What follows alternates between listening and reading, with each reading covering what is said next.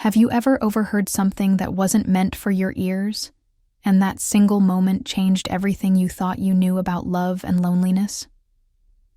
Daniel Matthews walked through the marble hallways of his Gold Coast penthouse like a man who had conquered everything except the emptiness inside his own chest. At 46 years old, he had built a real estate empire that stretched from downtown Chicago to the suburbs of Lake Forest. Yet every night, he returned to rooms where the only sound was his own footsteps, echoing against imported Italian tile. The floor-to-ceiling windows offered a spectacular view of Lake Michigan, but lately he found himself staring at the water without really seeing it, wondering when success had started to feel so much like failure. Tonight was no different. He had left a charity gala early, unable to stomach another round of hollow conversations with people who only saw his bank account. The penthouse was dark except for the soft glow coming from the kitchen, and Daniel had assumed Maria had already retired to her quarters for the evening. Maria Delgado had been his housekeeper for nearly 4 years now, a quiet woman from a small town in southern Indiana, who kept his world running with an efficiency he had come to depend on without ever really acknowledging. She prepared his meals, managed his household, and somehow made this cold glass tower feel slightly less like a prison. He was about to head to his study when he heard something that made him freeze mid-step. A voice, thick with tears, coming from behind the partially closed kitchen door. "I know it sounds crazy, but I need someone. I need a boyfriend by tomorrow." Daniel pressed himself against the wall, his heart suddenly pounding for reasons he could not explain. He knew he should walk away, give her privacy, pretend he had heard nothing. But something in the raw desperation of Maria's voice held him captive in that shadowed hallway. She was speaking in English, not Spanish, which meant she was probably talking to her friend Jenny, the one she occasionally mentioned. Her words came out in fragments, interrupted by sniffles and shaky breaths, painting a picture that made Daniel's chest ache with an unfamiliar sensation. "Mom's getting worse," Maria continued, her voice cracking. "The doctors say she might not make it past spring, and Lily's wedding is tomorrow. The whole family will be there. Everyone. And Mom made me promise I would come. But she also said she couldn't bear to see me there alone again. She thinks I've been dating someone. I lied to her 6 months ago because she was so worried about me being alone in the big city. And now I have to either show up with a boyfriend or break her heart right before." A sob escaped, and Daniel heard what sounded like Maria covering her mouth to muffle the sound. "I tried asking 2 guys from church," she continued after a moment. "Both said no. One said it was too weird. The other said he had plans. I even thought about those websites where you can hire someone. But I don't have that kind of money. And what if they turned out to be some creep? Jenny, I don't know what to do. I can't show up alone and watch Mom's face fall. I can't miss my baby sister's wedding. I'm trapped." Daniel remained frozen in the darkness, processing every word. In 4 years, he had never heard Maria speak like this. She was always composed, always professional, always invisible in the way that good household staff learned to be. He signed her paychecks, said good morning when he remembered, thanked her for meals when he wasn't distracted by work calls. But he had never asked about her family, never wondered what dreams she might be sacrificing to clean his bathrooms and iron his shirts. Shame crept through him like ice water. Here was a woman who had been part of his daily existence for years, and he knew almost nothing about her beyond the fact that she was reliable and made an excellent pot roast. The phone call ended with Maria promising to figure something out, though her voice suggested she had already given up. Daniel heard the faucet run, probably as she splashed water on her face to erase the evidence of tears. He should have moved then, retreated to his bedroom before she discovered him lurking like some sort of eavesdropping phantom, but his feet refused to obey. When Maria emerged from the kitchen, her eyes were red-rimmed and startled. She gasped when she saw him standing there, her hand flying to her chest. "Mr. Matthews. I'm so sorry, I didn't realize you were home. I thought you had the gala until at least midnight. Let me get you something to eat, or..." She was already rebuilding her walls, already transforming back into the efficient employee who existed to serve his needs. Daniel watched the mask slide into place and felt something fundamental shift inside his chest. "Maria," he said softly, surprising himself with the gentleness in his own voice. "I heard." The color drained from her face. Her eyes widened with a fear that looked almost primal, the terror of someone who had revealed too much vulnerability in front of exactly the wrong person. She took a step backward, as if preparing to flee. "I'm so sorry," she whispered. "That was completely inappropriate. I should never have made that call here. I understand if you need to reconsider my position." "Stop."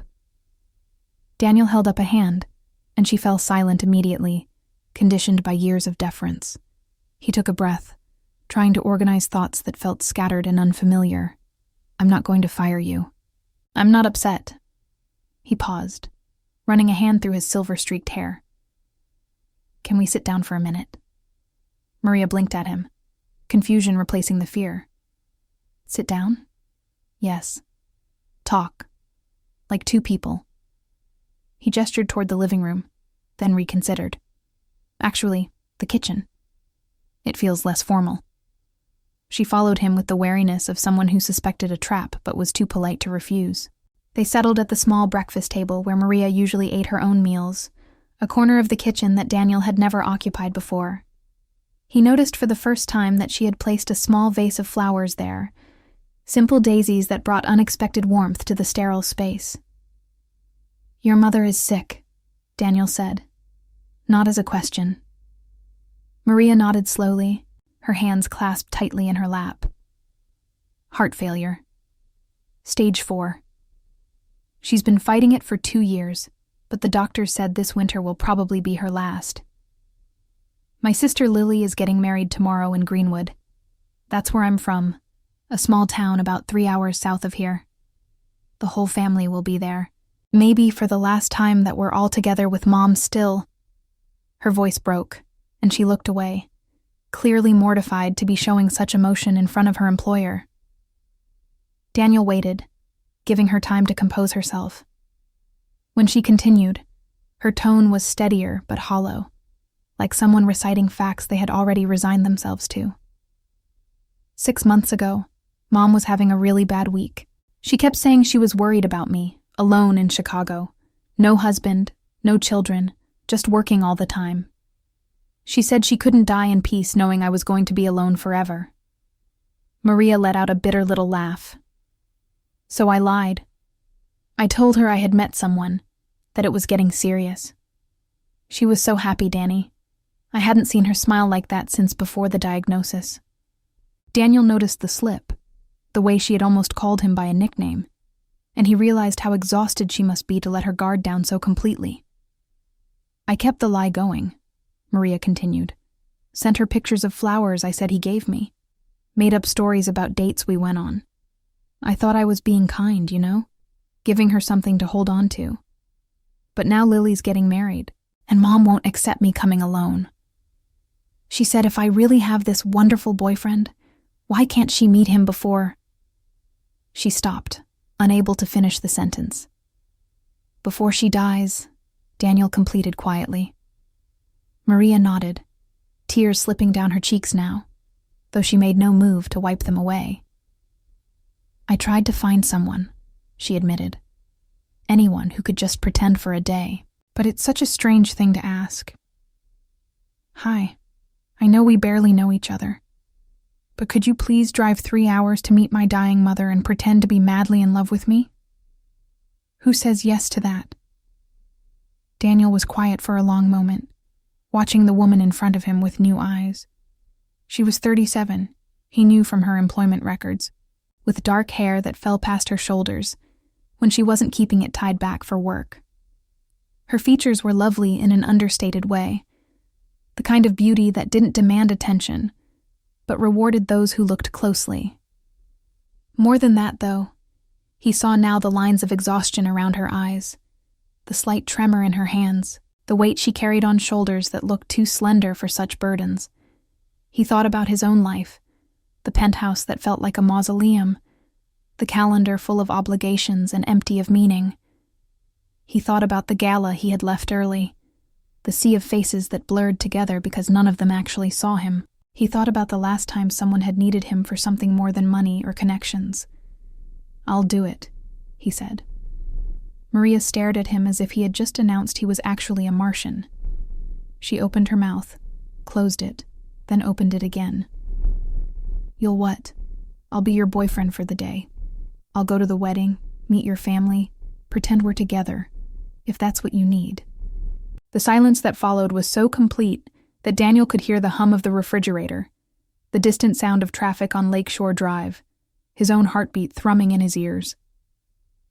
"I don't understand," Maria finally said. "Why would you do that?" Daniel considered the question more carefully than he had considered anything in recent memory. He could give her the easy answer, the one that made him look like a generous employer helping out a loyal employee. But something about this conversation, about her tears, and her desperation, and the way she had called him Danny without meaning to, made him want to be honest in a way he rarely was with anyone. "Because I heard what you said, and I couldn't unhear it. Because I've spent the last 10 years building an empire, and I still go to bed alone every night.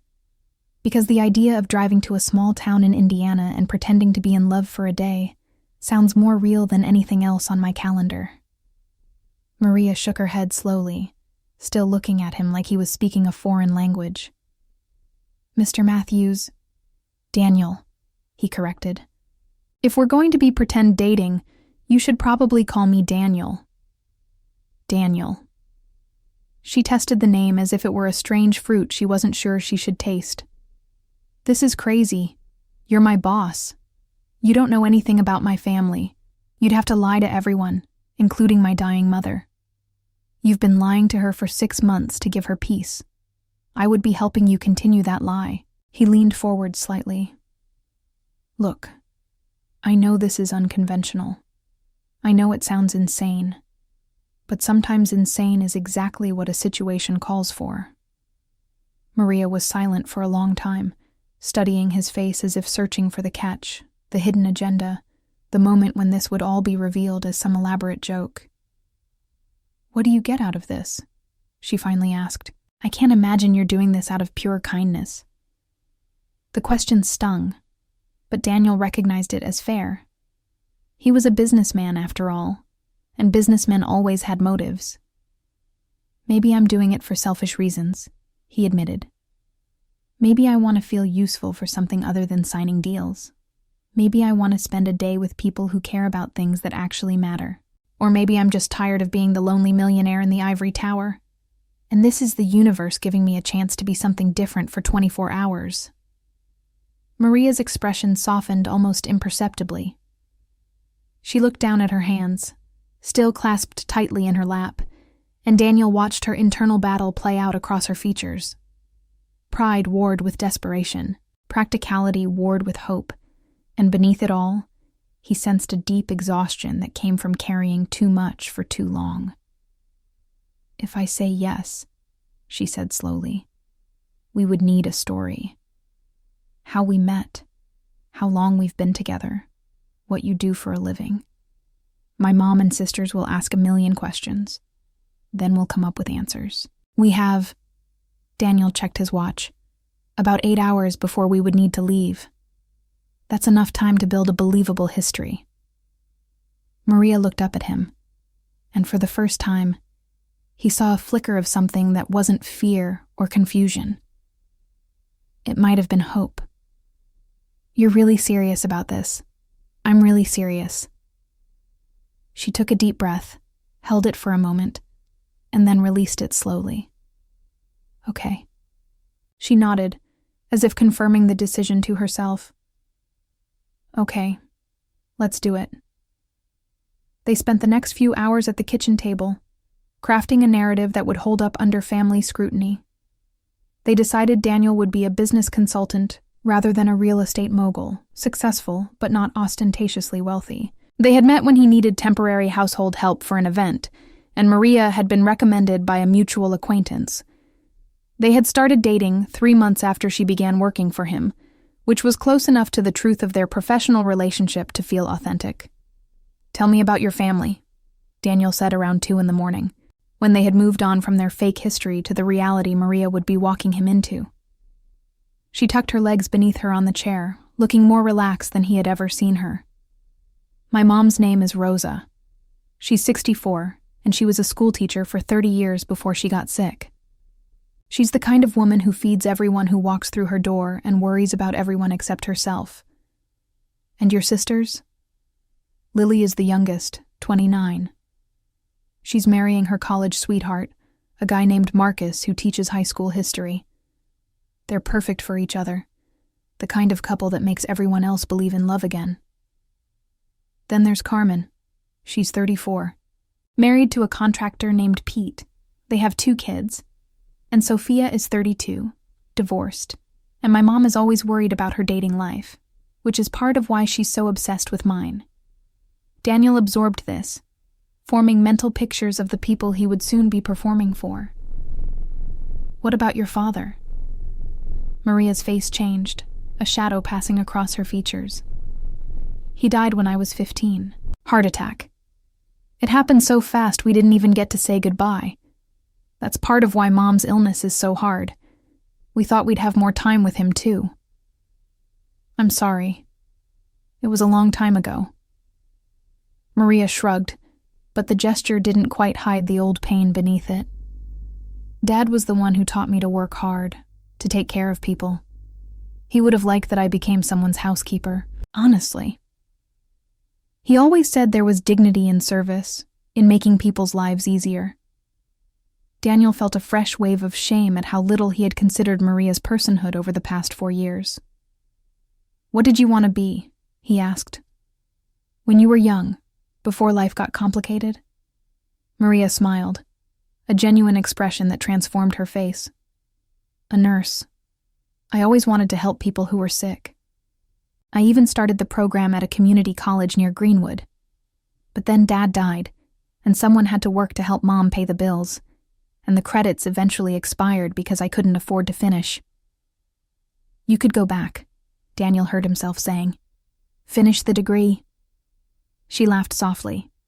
"Sure, with what time and money? Between sending half my paycheck home and working here, there's not exactly room for nursing school." Daniel filed this information away, already thinking about what might be possible, but he didn't push the subject further. There was only so much change a single night could hold. By the time dawn began to lighten the sky over Lake Michigan, they had covered everything from Maria's childhood memories to her mother's favorite dishes. Daniel felt as if he had learned more about another human being in 6 hours than he had in the previous 6 years of his life. "We should get a few hours of sleep," he said finally, rising from the table with stiff joints. "It's a 3-hour drive, and I imagine the day will be long." Maria stood as well, and for an awkward moment, they faced each other in the soft morning light. 2 people who had just shared more intimacy than their 4-year professional relationship had ever contained. "Daniel," she said quietly. "Thank you. I know I keep saying it, but I don't know how else to express—" "You don't have to express anything." He managed a small smile. "Just tell me what time I should be ready. The wedding starts at 4, so we should leave by noon. That gives us time for any traffic and for you to meet everyone before the ceremony." He nodded. "I'll be ready." Maria turned to go, then stopped at the kitchen doorway. "Mr. Matthews? Daniel? You really don't have to do this. If you wake up in a few hours and realize this was crazy, I'll understand." Daniel met her eyes. "I've never been more sure of a crazy decision in my life." "Get some sleep, Maria." She held his gaze for a moment longer, something unreadable in her dark eyes, then nodded and disappeared down the hallway to her quarters. Daniel stood in the kitchen for several minutes after she left, watching the sunrise paint the sky in shades of rose and gold. He had no idea what he was doing. He only knew that for the first time in longer than he could remember. He felt like he was about to do something that mattered. At noon sharp, Daniel waited in the penthouse foyer, wearing carefully chosen clothes. He had rejected 3 suits before settling on dark jeans, a crisp blue button-down, and a sport coat that said successful without screaming wealthy. He had left his Rolex in the drawer and was wearing a simple leather-banded watch instead. When Maria appeared, he found himself momentarily speechless. She wore a deep burgundy dress that fell just below her knees, simple but elegant, with her dark hair loose around her shoulders. She looked beautiful, and more than that, she looked like a woman going to celebrate her sister's wedding, rather than an employee reporting for duty. "You look wonderful," Daniel said, the words coming out before he could second-guess them. Maria smiled, a hint of nervousness in the expression. "Thank you. You clean up pretty well yourself." They took his Mercedes rather than anything flashier, a compromise between Maria's suggestion of renting something more modest and Daniel's insistence that they at least arrive in something reliable. The drive south through Indiana farmland was surreal, the flat fields and small towns a world away from Daniel's usual landscapes of steel and glass. "Tell me more about Greenwood," he said as they passed yet another farm stand selling corn and pumpkins. "I want to be able to talk about it like I've heard about it from you." Maria settled more comfortably in the passenger seat, visibly relaxing as the miles increased between her and Chicago. "It's small, about 20,000 people. Main Street still has the old movie theater, the one with the red velvet seats from the 1940s. There's a diner called Rosie's, where everyone goes after church on Sundays, and a town square with a gazebo where they have concerts in the summer. Sounds like something out of a movie." "It kind of is," Maria agreed. "But it's also real. People know each other, help each other, gossip about each other. My family's been there for 3 generations. Everyone knows the Delgados, which means everyone will be curious about the man you're bringing home." "Exactly." She turned to look at him, her expression serious. "They're going to ask you a lot of questions. My Aunt Elena especially. She's Mom's sister, and she's basically the family interrogator. Don't let her intimidate you. I've survived hostile boardroom negotiations with Fortune 500 executives." Daniel smiled. "I think I can handle Aunt Elena." Maria laughed, a sound that Daniel realized he had rarely heard in 4 years. "Don't be so sure." Aunt Elena made a city councilman cry once. As they approached Greenwood, Maria became quieter, her eyes fixed on familiar landmarks that Daniel couldn't read. He watched her point out the road where she used to ride her bike, the church where she was baptized, the high school football field where she had spent Friday nights as a teenager. Each memory she shared was a piece of a life he had never imagined for her, and he found himself hungry for more. "That's my parents' house," she said finally, her voice dropping to nearly a whisper. Daniel looked where she was pointing, and saw a modest 2-story home with a wide front porch, painted white with blue shutters. The yard was meticulously maintained, with flower beds that were clearly someone's labor of love despite the late autumn chill. Cars already lined the street, and Daniel could see people moving behind the large front windows. "Are you ready for this?" Maria asked, though the question seemed directed at herself as much as at him. "I am, if you are." They sat in the parked car for a moment, neither moving to open their doors. Then Maria reached over and took Daniel's hand, squeezing it briefly. "Thank you," she said quietly. "Whatever happens in there, thank you for trying." Before Daniel could respond, the front door of the house burst open, and a young woman in jeans and a sweatshirt came running down the porch steps, her dark hair flying behind her. "That's Carmen," Maria said, already reaching for the door handle. "Brace yourself." The next few minutes were a blur of introductions, hugs, and curious looks that Daniel tried to meet with the warmest smile he could muster. Carmen immediately pulled Maria into a fierce embrace, talking a mile a minute about wedding preparations and last-minute crises. Sophia appeared next, more reserved than her younger sister but equally eager to meet the mysterious boyfriend. Then came aunts, uncles, cousins, neighbors who happened to be stopping by, and more names than Daniel could possibly remember. Through it all, Maria stayed close to him, her hand occasionally brushing his arm or his back in small gestures, that felt both performative and genuine. She introduced him simply as Daniel, my boyfriend. And each time, he saw the surprise and delight on family members' faces that this quiet, hardworking woman had finally found someone. "Where's Mom?" Maria finally asked Carmen when the initial wave of greetings had subsided. Carmen's expression softened. "She's resting in the den. The excitement is a lot for her, but she knows you're here, and she's so excited to meet your Daniel. Your Daniel." The possessive sent an unexpected warmth through his chest. Maria led him through the crowded house to a small room at the back, where the noise of the gathering faded to a gentle hum. An older woman sat in a recliner by the window, a blanket draped over her legs despite the warmth of the room. She was frail, clearly ill, but her eyes were bright and sharp as they landed on her daughter. "Mija," she said, opening her arms. Maria went to her immediately, kneeling beside the chair and embracing her mother with a tenderness that made Daniel's throat tight. "Mom," Maria said, pulling back and wiping her eyes.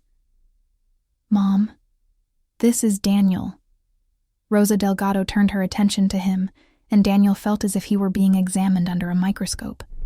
He had faced down corporate executives, hostile investors, and aggressive journalists. But nothing had prepared him for the steady gaze of a dying mother assessing the man her daughter had brought home. "So you're the one," Rosa said, her voice weaker than her eyes, but still firm. "The one who's been making my Maria smile." "I hope so, ma'am." Daniel stepped forward and took her offered hand, which felt delicate as a bird's wing in his own. "Your daughter is an extraordinary woman." "I know," Rosa smiled, and in that moment, Daniel saw where Maria had gotten her beauty. "I raised her, didn't I? Come sit. Tell me about yourself." The next hour was the most thorough interview Daniel had ever experienced. Rosa asked about his family, his work, his childhood, his intentions. She wanted to know how he treated Maria, what he loved about her, what plans they had for the future. Daniel answered as honestly as he could, drawing on the real admiration for Maria that had grown unexpectedly in the past 24 hours. "She works too hard," Rosa said at one point, studying his face. "She always has. She gave up so much for this family. Do you make her take breaks? Do you make her laugh?" Daniel glanced at Maria, who was watching the exchange with barely concealed anxiety. "I'm learning to," he said. "She's teaching me that there's more to life than work." Rosa nodded slowly. "Good. She needs someone who sees her, really sees her. Not just what she can do, but who she is." "I'm beginning to," Daniel said quietly, and he realized as he spoke the words that they were true. The wedding ceremony was held in the same church where Maria had been baptized and confirmed, where her parents had married 38 years earlier. Daniel sat between Maria and Carmen in the front pew, watching as Lily walked down the aisle on the arm of an uncle since their father was no longer there to give her away. Maria cried silently throughout the ceremony, and without thinking, Daniel reached over and took her hand. She looked at him with surprise that melted into gratitude, then turned back to watch her sister exchange vows, her fingers intertwined with his. This is real, Daniel thought, watching the young couple promise themselves to each other. This is what it looks like when people belong to each other. The reception was held in the church hall, decorated with simple elegance that spoke to the love of the community rather than a large budget. Tables were laden with homemade food. The DJ was someone's teenage nephew, and the dance floor was packed with people of all ages who knew every word to every song. "You have to dance with me," Maria said, tugging Daniel toward the floor when a slow song began. "Otherwise, people will think something's wrong." Daniel wasn't a dancer, hadn't been on a dance floor in years, but he followed her anyway. She stepped into his arms as naturally as if they had done this 1,000 times before, her head coming to rest against his shoulder as they swayed to the music. "Thank you," she whispered. "My mom hasn't looked this happy in months. She's amazing." Daniel spoke against her hair, breathing in the scent of her shampoo, something floral and simple. Your whole family is. I can see why you've sacrificed so much for them. Maria pulled back slightly to look at him. You really mean that, don't you? Every word. They stared at each other for a long moment, and Daniel felt something shift between them, some invisible barrier crumbling. This was no longer a performance. This was two people recognizing each other for the first time. Daniel, Maria started to say. But before she could finish, the song ended, and they were swept up by Carmen and her husband Pete, who insisted on teaching Daniel a traditional dance that involved more footwork than he had attempted since college. The moment passed, but the feeling remained, settling into Daniel's chest like something that had always been there waiting to be acknowledged. As the evening wound down, Daniel found himself on the back porch of the Delgado home, seeking a moment of quiet from the joyful chaos inside. The autumn air was crisp, stars visible in a way that Chicago's light pollution never allowed. He was staring at those stars when the screen door creaked open behind him. Mind some company? Rosa Delgado shuffled onto the porch, moving slowly but determinedly despite Maria's protests from inside. Not at all. Daniel moved to help her into one of the rocking chairs, then settled into the one beside her. Should you be out here? It's getting cold. Rosa waved a dismissive hand. I've spent enough time being careful. I wanted to talk to you alone before you go back to the city. Daniel nodded, bracing himself for more questions, but Rosa surprised him. I know, she said simply. Know what? That this is an act. That you and Maria aren't really together. The words hit Daniel like a physical blow. He opened his mouth to protest, to deny, to somehow salvage the lie they had constructed so carefully. Rosa held up a hand. Don't. I'm dying, son. Not stupid. I've known my daughter for 37 years. I know what she looks like when she's performing, and what she looks like when she's feeling something real. Daniel closed his eyes, shame washing over him. I'm sorry. We didn't mean to. Let me finish. Rosa's voice was gentle but firm. I knew something was off when she first told me about her boyfriend. The details were too perfect, too rehearsed. But I let her have the lie because I understood why she needed to tell it. You did? She didn't want me to worry. She thought if I believed she was happy, I could die in peace. What she didn't understand is that I could never be at peace knowing my daughter was lying to me, even out of love. Daniel didn't know what to say. He felt like the ground had shifted beneath him, leaving him scrambling for footing. But here's the thing, Rosa continued, a smile playing at her lips. Today I watched you with Maria. I watched how you looked at her during the ceremony, how you held her hand, how you danced with her like she was the only person in the room. That wasn't acting, Mr. Matthews. That was real. Daniel started, then stopped. He thought about the past 24 hours, the way his perception of Maria had transformed from employee to person, to something he didn't yet have words for. You're right, he admitted finally. I don't know when it happened, but somewhere along the way, I stopped pretending. Rosa reached over and patted his hand. I know. That's why I'm not angry. That's why I'm grateful. Grateful. You woke up my daughter. Rosa's eyes were shining with tears now, but her smile was radiant. For years, she's been sleepwalking through life, giving everything to others and nothing to herself. Today, I saw her come alive. I don't know if you two will end up together, but you showed her that she's worthy of being loved. That's the greatest gift anyone could give me. Daniel felt his own eyes growing damp. I don't know what I can promise you, Mrs. Delgado. I don't know what the future holds. Neither do I. That's the point. Rosa squeezed his hand. Life is uncertain. Love is uncertain. But the worst thing you can do is let fear of uncertainty keep you from trying. They sat together in comfortable silence for several minutes, watching the stars wheel overhead. Then the screen door opened again and Maria appeared, her expression worried. "Mom, you need to come inside. It's too cold out here." "I'm coming, Mija." Rosa allowed Maria to help her up, but paused before going inside. She looked at Daniel with an expression full of meaning. "You take care of her, and let her take care of you.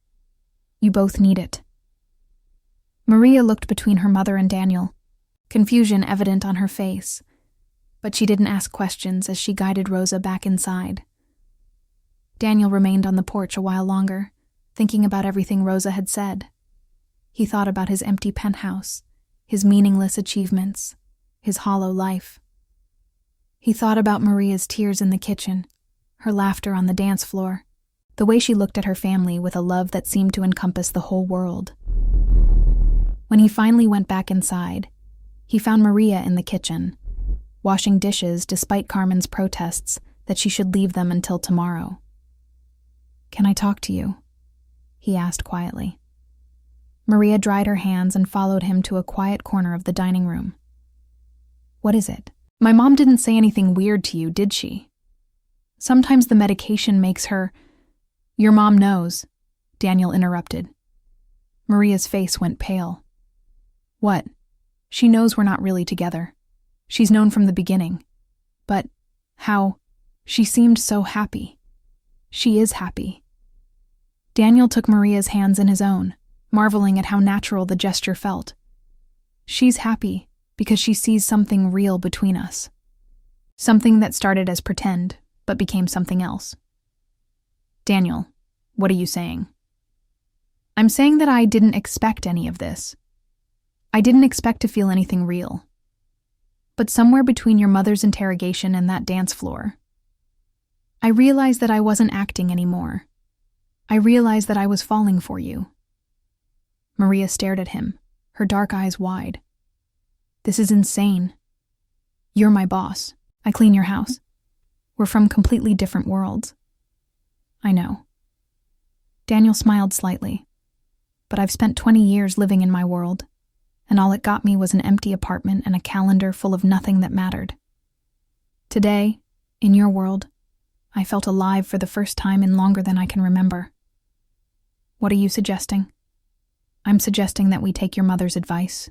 We let go of fear and uncertainty and we try. Not pretending, not performing, but really trying to see where this goes. And my job? We'll figure it out." Daniel squeezed her hands. "Maybe you can't be my housekeeper anymore if we're dating. Maybe you can finally go back to school like you wanted. Maybe a lot of things can change if we're brave enough to let them." Maria was quiet for a long moment. Then, so softly he almost didn't hear it, she said, "I've been alone for so long. I've given everything to everyone else and left nothing for myself. I'm not sure I remember how to let someone take care of me." "Then let me remind you," Daniel said. "Let me show you what it feels like to be seen, to be valued, to be loved." "Love." Maria's voice trembled on the word. "You're talking about love. I'm talking about the possibility of love.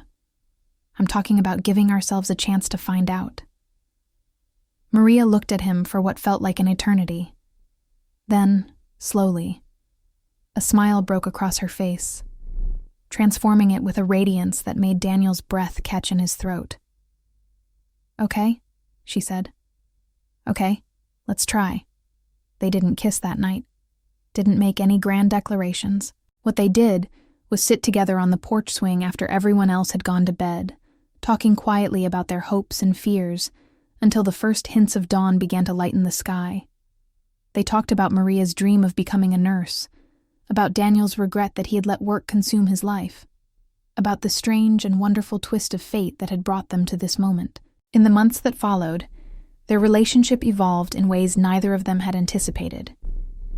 Maria officially resigned from her housekeeping position, though the decision came with weeks of discussion about how to navigate the power imbalance that their history created. Daniel insisted on funding her nursing degree, not as charity, but as an investment in her future, that she could repay if it made her feel better. She enrolled in a nursing program at a university on the north side of Chicago, moving into a small apartment that was a far cry from the penthouse, but felt more like home than anywhere she had lived in years. She and Daniel saw each other several times a week, building a relationship on a foundation of honesty that their fake beginning had paradoxically required. There were challenges, of course. Daniel's world was full of social expectations and business obligations that didn't easily accommodate a girlfriend who had recently been his housekeeper. Some people raised eyebrows. Some whispered about gold diggers and midlife crises. But Daniel found that he cared less about these judgments than he had ever cared about anything. Because for the first time in his life, he knew what really mattered. Rosa Delgado passed away the following April, surrounded by her daughters and the man who had started as a convenient fiction and become genuinely part of the family. Her last words to Daniel were a simple instruction: make her happy. I will, he promised. I already am. The first anniversary of their real relationship fell on the same date as Lily's wedding, a coincidence that felt like fate. Daniel took Maria back to Greenwood, where they walked through the autumn streets hand in hand, visiting her father's grave to introduce him to the man his daughter was building a life with. I never imagined this, Maria admitted as they sat on a bench in the town square, watching the sunset paint the sky in shades of fire. When I made that phone call, when I said I needed a boyfriend by tomorrow, I never imagined it would lead here. Neither did I, Daniel agreed. I was just walking through my hallway, minding my own business, and then I heard something that changed everything. Do you ever regret it? Listening, I mean? Not for a single second. He pulled her closer. That moment of eavesdropping was the best thing that ever happened to me. Maria laughed, the sound bright and free in a way it hadn't been a year ago. My mother would love hearing you say that. She always said that God works in mysterious ways. Maybe she was right. They sat together as the stars emerged, the same stars that Daniel had watched from the Delgado porch, the night everything changed. But now, instead of wondering what his life meant, he knew. It meant this woman beside him, this love they had built from an impossible beginning, this proof that sometimes the most unexpected paths led to the most beautiful destinations. A year later, on another autumn evening, Daniel took Maria back to Greenwood once more. This time, they walked to the gazebo in the town square, the one where summer concerts were held, and where Maria had attended her first dance as a teenager. "What are we doing here?" she asked, looking around at the empty square. Daniel reached into his pocket and pulled out a small velvet box. Something I should have done months ago. Maria's hands flew to her mouth as he opened the box to reveal a simple but elegant diamond ring. "I know we started as a lie," Daniel said, dropping to one knee on the weathered wood of the gazebo floor. "I know our beginning was unconventional, possibly insane. Definitely not how anyone plans to meet the love of their life. But everything since that beginning has been real. Every moment, every conversation, every time I've looked at you and felt like the luckiest man alive." He looked up at her, his heart in his eyes. "Maria Delgado, will you marry me?" She was crying, tears streaming down her cheeks, but her smile was incandescent. "Yes," she managed. "Yes, absolutely yes." He slid the ring onto her finger, then stood and pulled her into his arms. They kissed as the stars witnessed their commitment, as the spirit of Rosa Delgado surely smiled down upon them, as the future stretched before them full of possibilities neither had dared to dream of a year ago. The wedding was held the following June, in the same church where Lily had married Marcus, where Maria had been baptized and confirmed, where generations of her family had celebrated their most sacred moments. Daniel's side of the church was sparser than Maria's, but the people who came were the ones who truly mattered, including a few colleagues who had come to respect the man he had become since falling in love. Maria walked down the aisle on the arm of her brother-in-law Pete, wearing a simple ivory gown that made her look like an angel descending from heaven. Daniel stood at the altar, tears in his eyes, watching the woman who had started as his housekeeper and become his whole world. The reception was held in the church hall, just as Lily's had been. There was homemade food and a borrowed DJ, and a dance floor full of people who had watched Maria grow from a child to a woman to a bride. Carmen gave a toast that made everyone laugh and cry simultaneously. Sophia revealed that she was dating again, a veterinarian she had met when her cat needed surgery. Lily announced that she and Marcus were expecting their first child. And through it all, Daniel and Maria stayed close to each other, their hands intertwined, their eyes meeting across the crowded room with a shared understanding that seemed almost telepathic. They had found each other against all odds, had built something real from something false, had proven that love doesn't care about social expectations or logical pathways or any of the barriers people create to protect themselves from risk. Maria graduated from nursing school the following year, entering a profession she had dreamed of since childhood.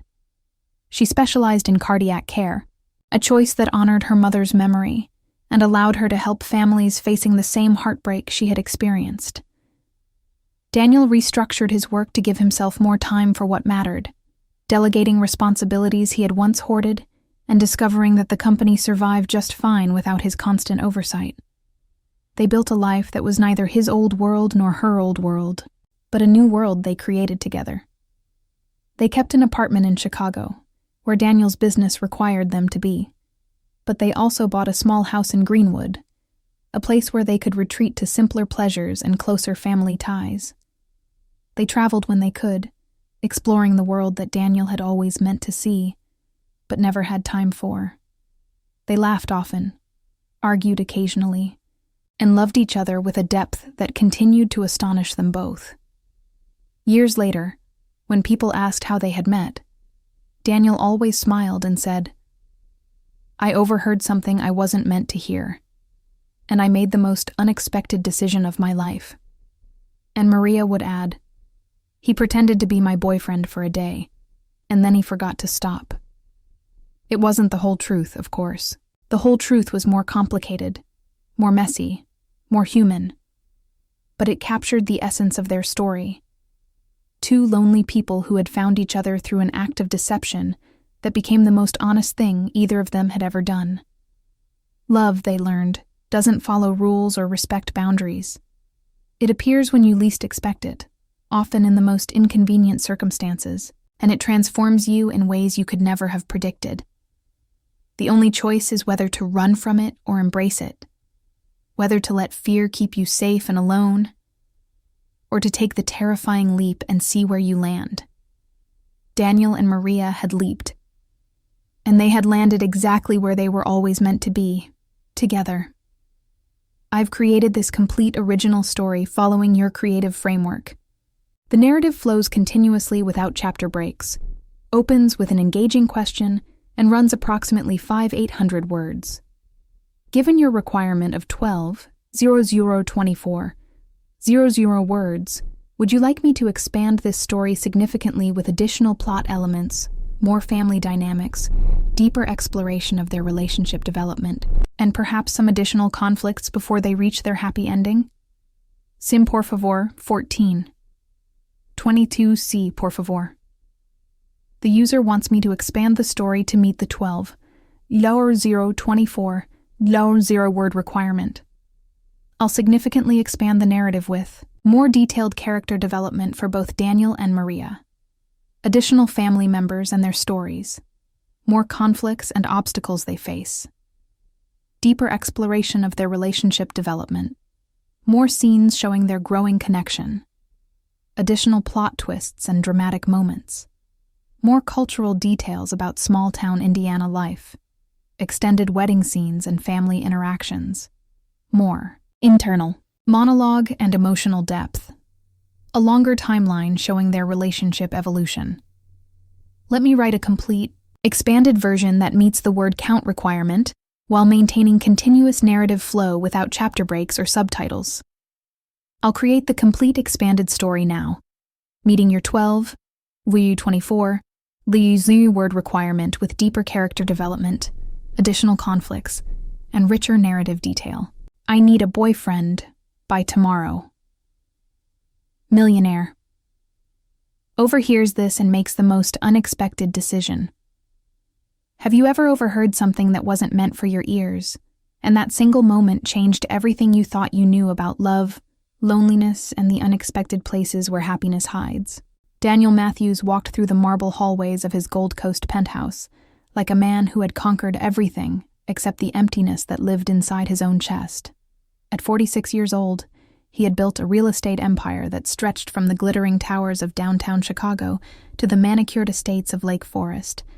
Yet every night, he returned to rooms where the only sound was his own footsteps echoing against imported Italian tile. The floor-to-ceiling windows offered a spectacular view of Lake Michigan, the water stretching toward the horizon like a promise of something vast and unknowable.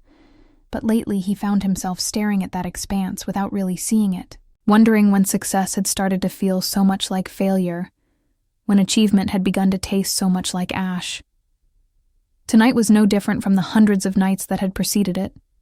He had left a charity gala early, slipping out a side entrance to avoid the inevitable conversations with people who wanted something from him, whether it was investment capital, business connections, or simply the reflected glow of standing near someone whose name appeared regularly in the Tribune's business section. The penthouse was dark, except for the soft glow coming from the kitchen, and Daniel had assumed Maria had already retired to her quarters for the evening, as she usually did by 10 o'clock. Maria Delgado had been his housekeeper for nearly 4 years now, a quiet woman from a small town in southern Indiana, who kept his world running with an efficiency he had come to depend on without ever really acknowledging. She prepared his meals with a care that suggested she actually enjoyed cooking, managed his household with an attention to detail that bordered on artistic, and somehow made this cold glass tower feel slightly less like a prison and slightly more like a place where a human being might actually live. She was there when he left in the morning, and there when he returned at night, a constant presence that he had grown to take for granted, the way one takes for granted electricity or running water, essential, invisible, unexamined. He was about to head to his study to review some contracts that couldn't wait until morning, when he heard something that made him freeze mid-step, his hand still raised toward the light switch, his breath catching in his throat. A voice, thick with tears and trembling with desperation, coming from behind the partially closed kitchen door. "I know it sounds crazy, but I need someone. I need a boyfriend by tomorrow." Daniel pressed himself against the wall, his heart suddenly pounding for reasons he could not explain. He knew he should walk away, give her privacy, pretend he had heard nothing. That would be the appropriate response, the professional response, the response that maintained the careful boundaries between employer and employee that he had always insisted upon. But something in the raw desperation of Maria's voice held him captive in that shadowed hallway, something that spoke to a part of him he had thought long dead, a part that remembered what it felt like to need something so badly you could taste the wanting like copper on your tongue. She was speaking in English, not Spanish, which meant she was probably talking to her friend Jenny, the one she occasionally mentioned in passing when Daniel bothered to engage in small talk. Her words came out in fragments, interrupted by sniffles and shaky breaths, painting a picture that made Daniel's chest ache with an unfamiliar sensation, something he might have identified as empathy, if he had felt it more recently than a decade ago. "Mom's getting worse," Maria continued, her voice cracking on the word worse, as if it contained all the grief in the world. "The doctors say she might not make it past spring. They're talking about hospice now, about making her comfortable, about all those things people say when they've given up on someone actually surviving. And Lily's wedding is tomorrow. The whole family will be there, everyone from Greenwood and some cousins from Indianapolis and aunts I haven't seen in years. Mom made me promise I would come. She grabbed my hand and made me swear on Dad's memory that I would be there to see Lily get married." A sob escaped, muffled as if Maria had pressed her hand over her mouth to contain it, and Daniel heard the sound of someone trying desperately to hold themselves together when everything inside them wanted to fall apart. But she also said she couldn't bear to see me there alone again. Maria's voice had dropped to nearly a whisper now, thick with shame and exhaustion. "She thinks I've been dating someone, Jenny.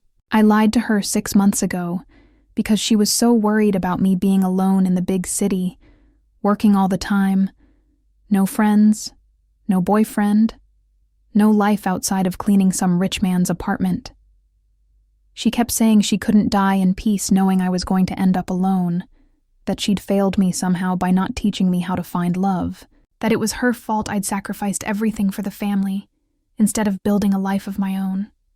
Daniel remained frozen in the darkness, processing every word, feeling them land in his chest like stones dropped into still water, creating ripples that spread outward into parts of himself he had sealed off years ago. "So I told her I'd met someone," Maria continued, her voice steadying slightly as the story poured out of her. "I made up a boyfriend, gave him a name, invented dates we'd gone on and conversations we'd had. I sent her pictures of flowers I bought myself and said he gave them to me. I told her he was kind and successful and that he treated me like I was precious. And she believed me, Jenny. She was so happy. For the first time since the diagnosis, I saw her smile like she used to smile, like she still had things to look forward to." The phone conversation continued, and Daniel found himself leaning closer to the door, drawn into Maria's story despite every instinct telling him this was private, this was sacred, this was none of his business. Now Lily's getting married tomorrow, and Mom won't accept me coming alone. She said if I really have this wonderful boyfriend, why can't she meet him before it's too late? She wants to know that I'll be okay after she's gone.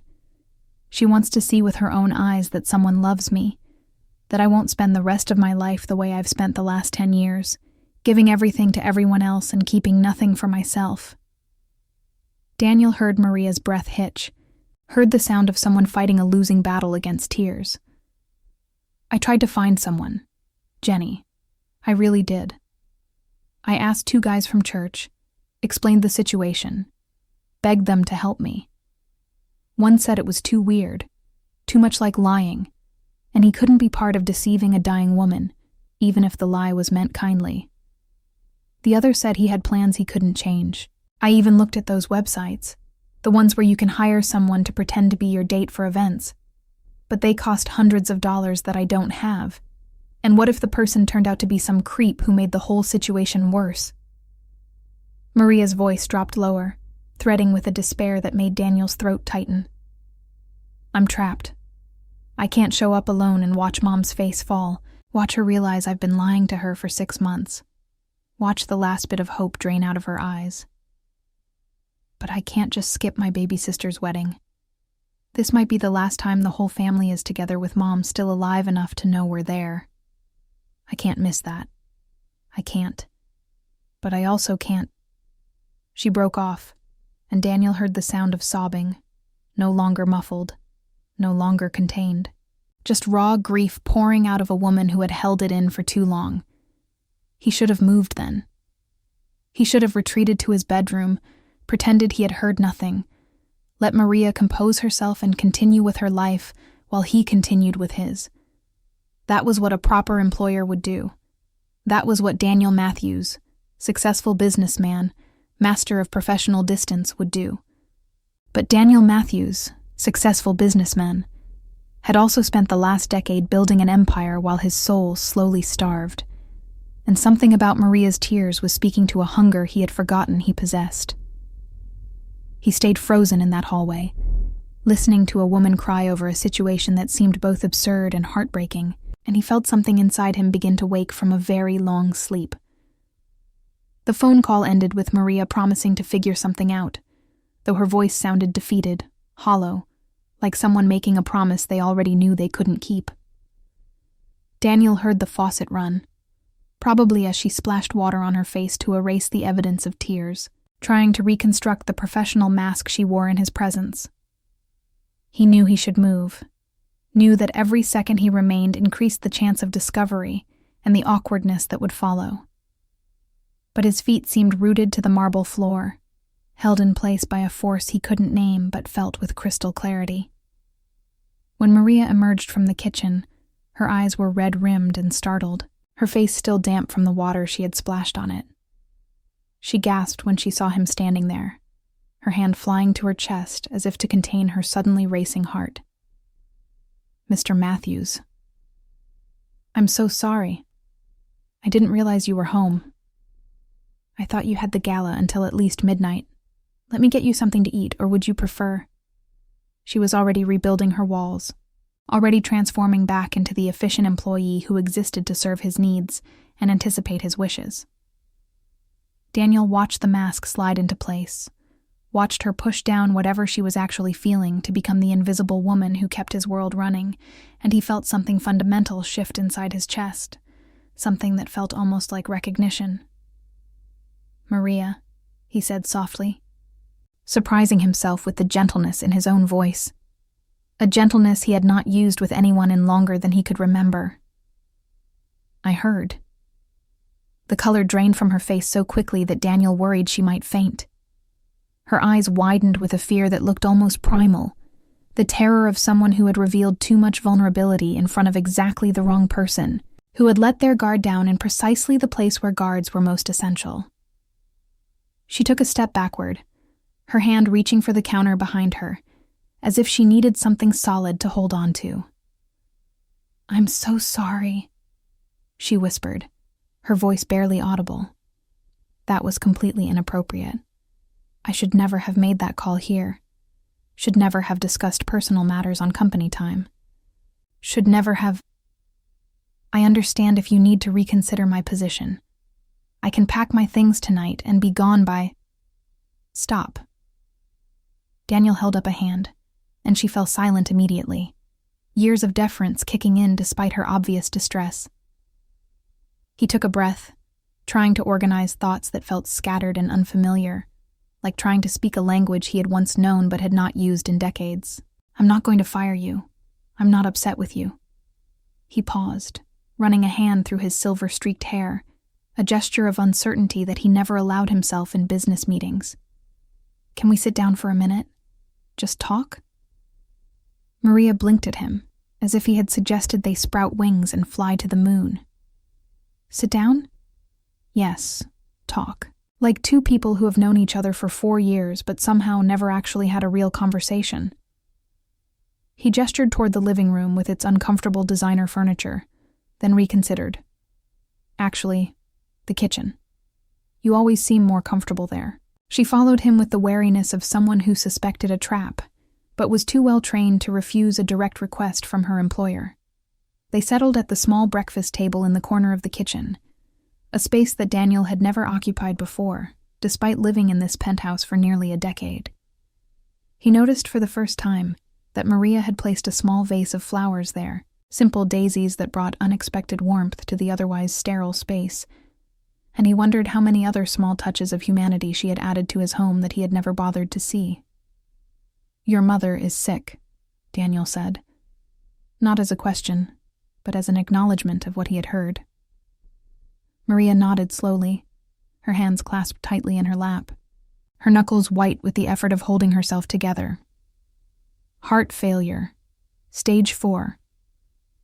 She's been fighting it for 2 years now, ever since I moved to Chicago. At first the doctors were optimistic, said she was strong for her age, said she might have years left if she followed the treatment plan. But this fall everything changed. The medications stopped working as well, and then they stopped working at all. Now they're talking about making her comfortable instead of making her better." Daniel listened without interrupting, watching the play of emotions across Maria's face as she spoke about her mother. There was love there, deep and fierce and complicated the way family love always is. There was grief, already beginning even though her mother still lived.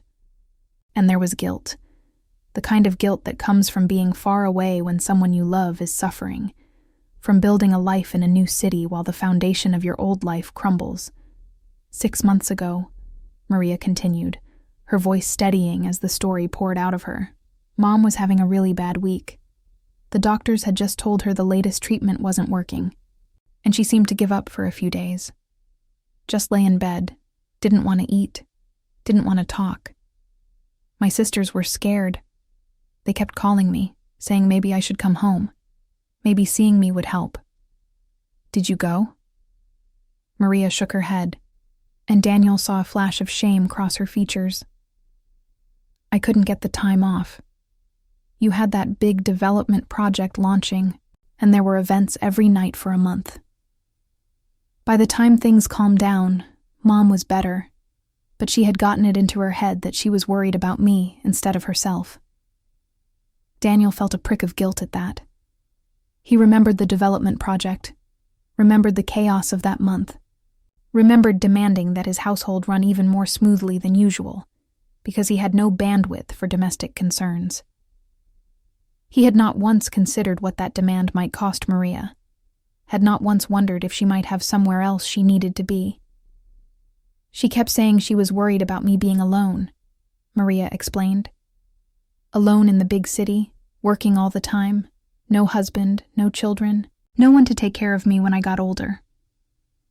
She said she couldn't die in peace knowing I was going to end up alone, that it was her fault somehow because she'd raised me to put family first, instead of myself first. So you lied. So I lied. Maria met his eyes, a challenge in her gaze as if daring him to judge her. I told her I had met someone wonderful. I invented a boyfriend, gave him characteristics I thought she'd approve of. Kind, stable, successful enough to take care of me, but not so successful he'd seem intimidating. I told her we'd been dating for a few months, that things were getting serious, that I was happy. And she believed you? Maria's expression softened into something that looked almost like grief. She wanted to believe me. She needed to believe me. So yes, she believed every word. And for the first time since the diagnosis, she seemed at peace. She started eating again, started talking about the future, started making plans for my sister's wedding. She kept saying she was so relieved that I'd finally found someone, that she could let go now knowing I wouldn't be alone. The weight of those words hung between them. Daniel thought about what it would feel like to carry a lie like that, to maintain a fiction for months while watching someone you love prepare to die, to know that the truth would destroy the very comfort you had worked so hard to create. And now, he said slowly, working through the situation as he would work through a complex business problem. Your sister is getting married tomorrow. Your mother expects to meet this fictional boyfriend and you have no one to play the part. Maria nodded, a single tear escaping down her cheek despite her obvious efforts to contain it. I never thought it would get this complicated. I thought I could just keep making excuses. He's busy with work. He has a family commitment. He'll come visit next month. But Mom is so sick now that there might not be a next month, and Lily's wedding is the last big family event she might be well enough to attend. She insisted that I bring him, that she needs to meet the man who makes her daughter happy before she's gone, Daniel finished quietly, echoing the words she couldn't bring herself to say. Maria wiped the tear away with a quick, almost angry gesture. I know how this sounds. I know it was stupid to lie in the first place, and I know it's stupid to be this desperate now. A grown woman, 37 years old, begging strangers to pretend to be her boyfriend so she doesn't disappoint her dying mother. It's pathetic.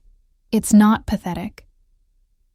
Daniel surprised himself with the firmness in his voice. It's human. You wanted to give your mother peace. You didn't expect the lie to grow, didn't expect to be trapped by your own kindness. That's not stupidity, Maria.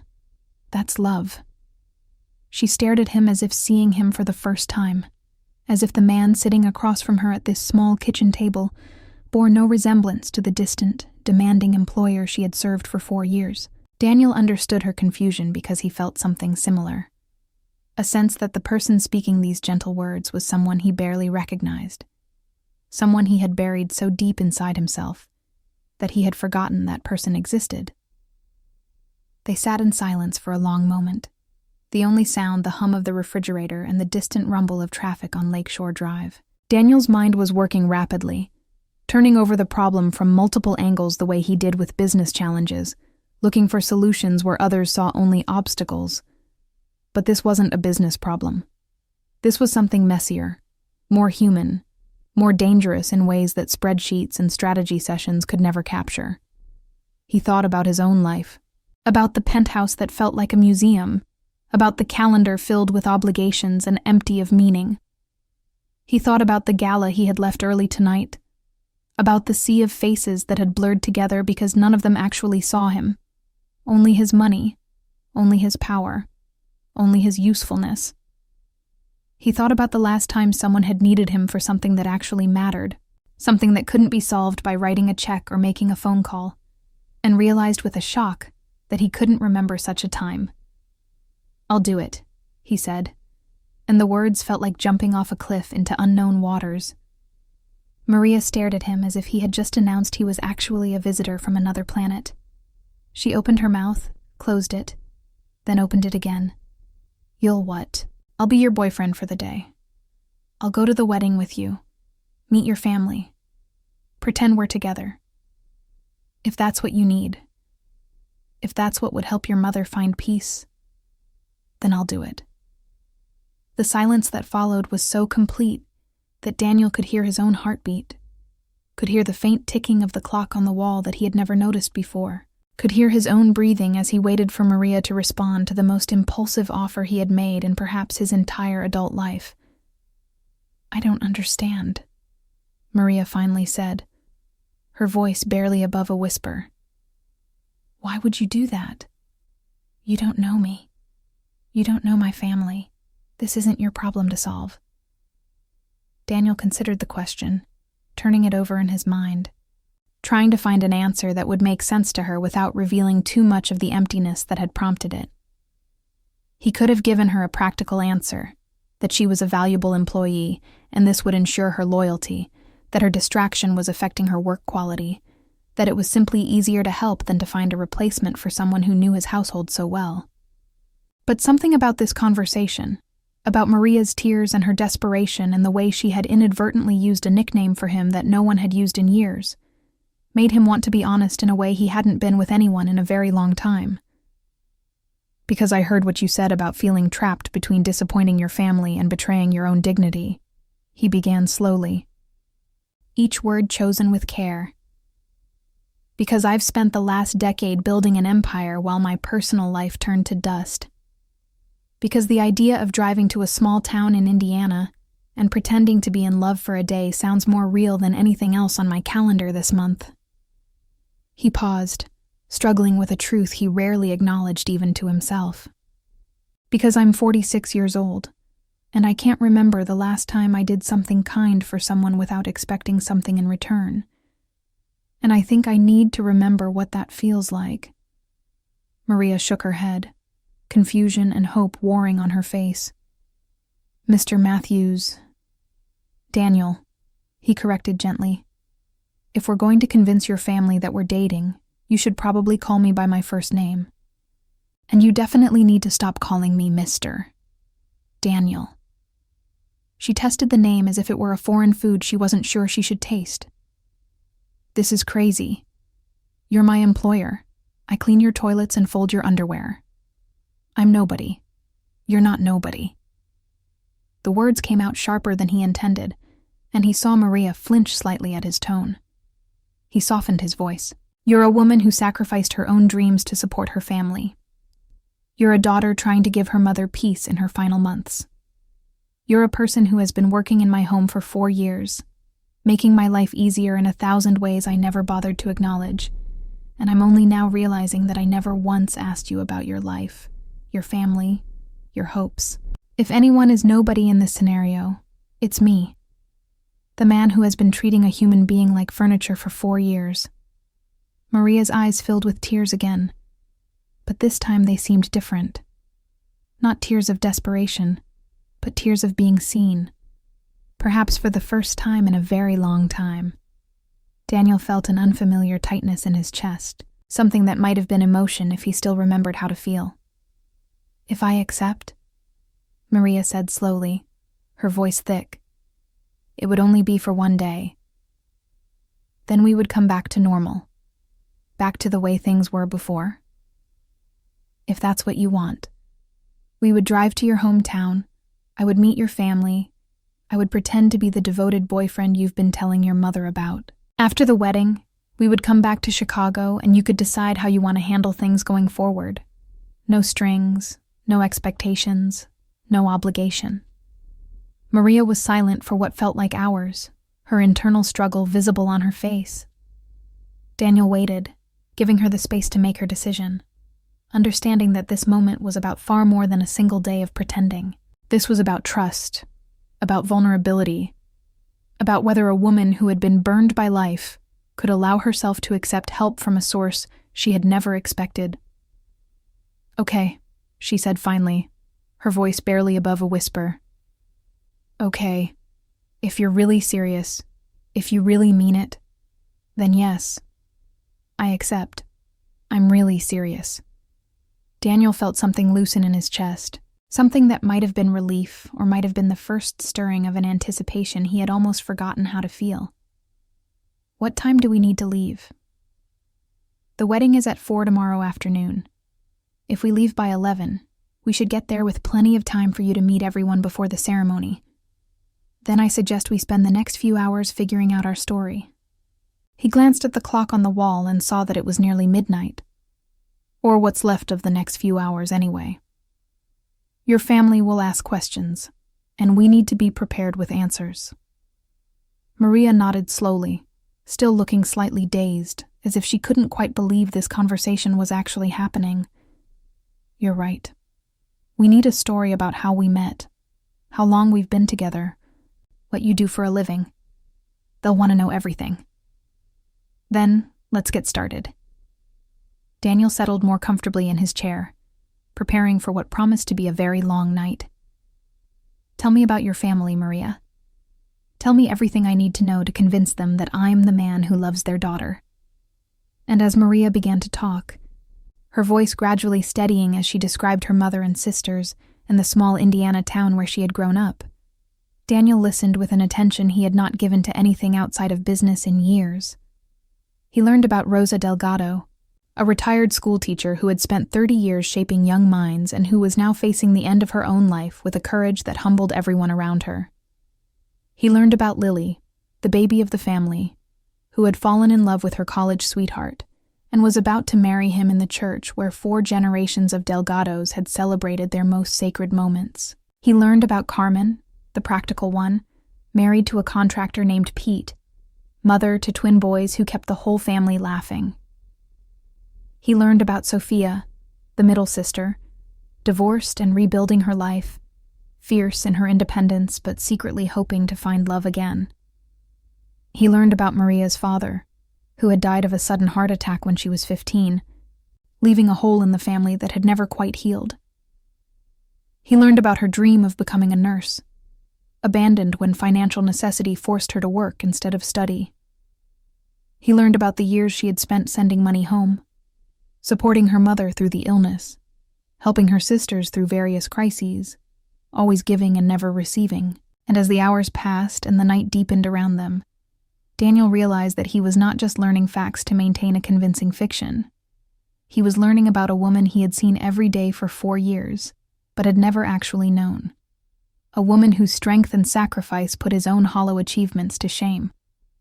By the time dawn began to lighten the sky over Lake Michigan, painting the penthouse windows in shades of rose and gold, Daniel understood that this day of pretending was going to be far more complicated than he had anticipated. Not because the lie would be hard to maintain, but because something about Maria Delgado was already beginning to feel dangerously real.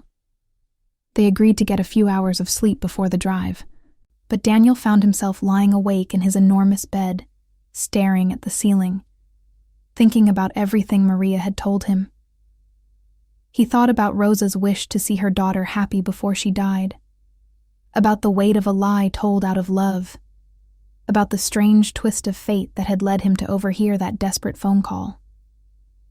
He thought about his own mother, dead for 15 years now, and wondered if she had died worrying about him, about the son who had achieved everything except happiness, who had built towers of glass and steel but never a home. When his alarm went off at 10, Daniel rose feeling more awake than he had in months, energized by something he couldn't quite name. He dressed carefully in clothes that were expensive, but not ostentatious. Dark jeans, a blue button-down shirt, a casual blazer that cost more than most people's monthly rent, but didn't scream its price tag. He left his Rolex in the drawer and strapped on a simple leather-banded watch that he had bought years ago and never worn. He wanted to look successful enough to be believable, but not so wealthy that Maria's family would feel intimidated. When he emerged into the living room, he found Maria already waiting, and the sight of her stopped him in his tracks. She wore a burgundy dress that fell just below her knees, simple but elegant, with her dark hair loose around her shoulders instead of pulled back in the practical ponytail she usually wore for work. She looked beautiful in a way that had nothing to do with expensive clothes or elaborate styling. She looked like herself, authentic and warm and real in a way that the perfectly coiffed women at his charity galas never managed. "You look wonderful," he said, the words escaping before he could consider whether they were appropriate. Maria smiled nervously. "I wasn't sure what to wear. I don't want to outdress the bride, but I also don't want to embarrass you by looking too plain. You could never embarrass me, and you could never look plain." The compliment hung between them, charged with something neither of them was ready to acknowledge. Maria looked away first, reaching for the small suitcase she had packed for the overnight stay they had agreed upon. "We should probably go," she said. "Traffic can be unpredictable." The drive south through Indiana took them through landscapes that felt increasingly foreign to Daniel. The steel and glass of Chicago gave way to suburbs, which gave way to farmland, mile after mile of fields that stretched to the horizon in every direction. The autumn colors were beginning to fade, but there was still beauty in the tawny browns and fading greens of the countryside, a quiet majesty that made no demands and expected no performances. "Tell me more about Greenwood," Daniel said as they passed yet another farm stand selling pumpkins and late-season corn. "I want to be able to talk about it like I've heard about it from you." Maria settled more comfortably in the passenger seat, seeming to relax as the miles increased between her and Chicago.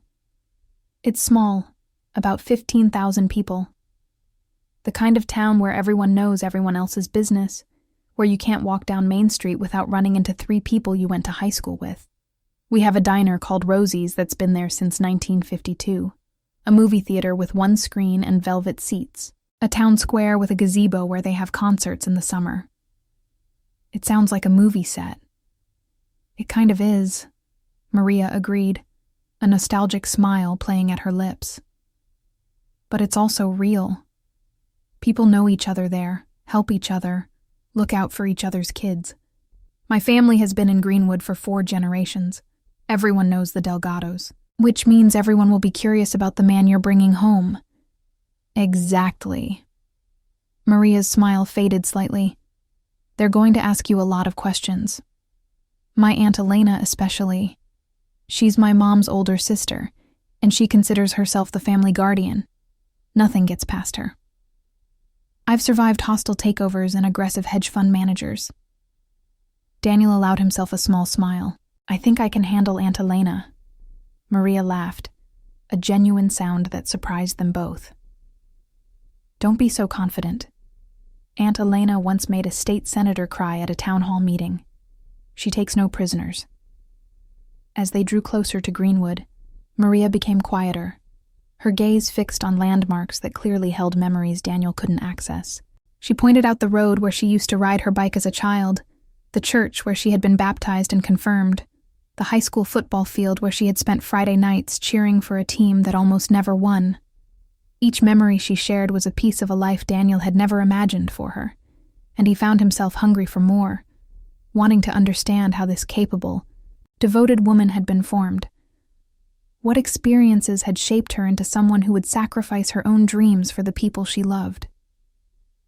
"That's my parents' house," she said finally, her voice dropping to nearly a whisper. Daniel looked where she was pointing, and saw a modest 2-story home with a wide front porch, painted white with blue shutters that showed signs of recent touching up. The yard was meticulously maintained despite the late season, with flower beds that were clearly someone's labor of love, and a vegetable garden in the back that had been put to bed for winter. Cars already lined the street, and Daniel could see people moving behind the large front windows, the unmistakable bustle of a family preparing for a celebration. "Are you ready for this?" Maria asked, though the question seemed directed at herself as much as at him. "I am if you are," Daniel replied, and he was surprised to find that he meant it. They sat in the parked car for a moment longer, both gathering their courage for different reasons. Then Maria reached over and took Daniel's hand, squeezing it briefly in a gesture that felt more genuine than rehearsed. "Thank you," she said quietly. "Whatever happens in there, thank you for trying." Before Daniel could respond, the front door of the house burst open, and a woman in her mid-30s came running down the porch steps, her dark hair flying behind her, her face alight with excitement. "That's Carmen," Maria explained quickly, already reaching for the door handle. "My older sister. Brace yourself." The next several minutes were a whirlwind of introductions, embraces, and curious glances that Daniel tried to meet with his warmest smile.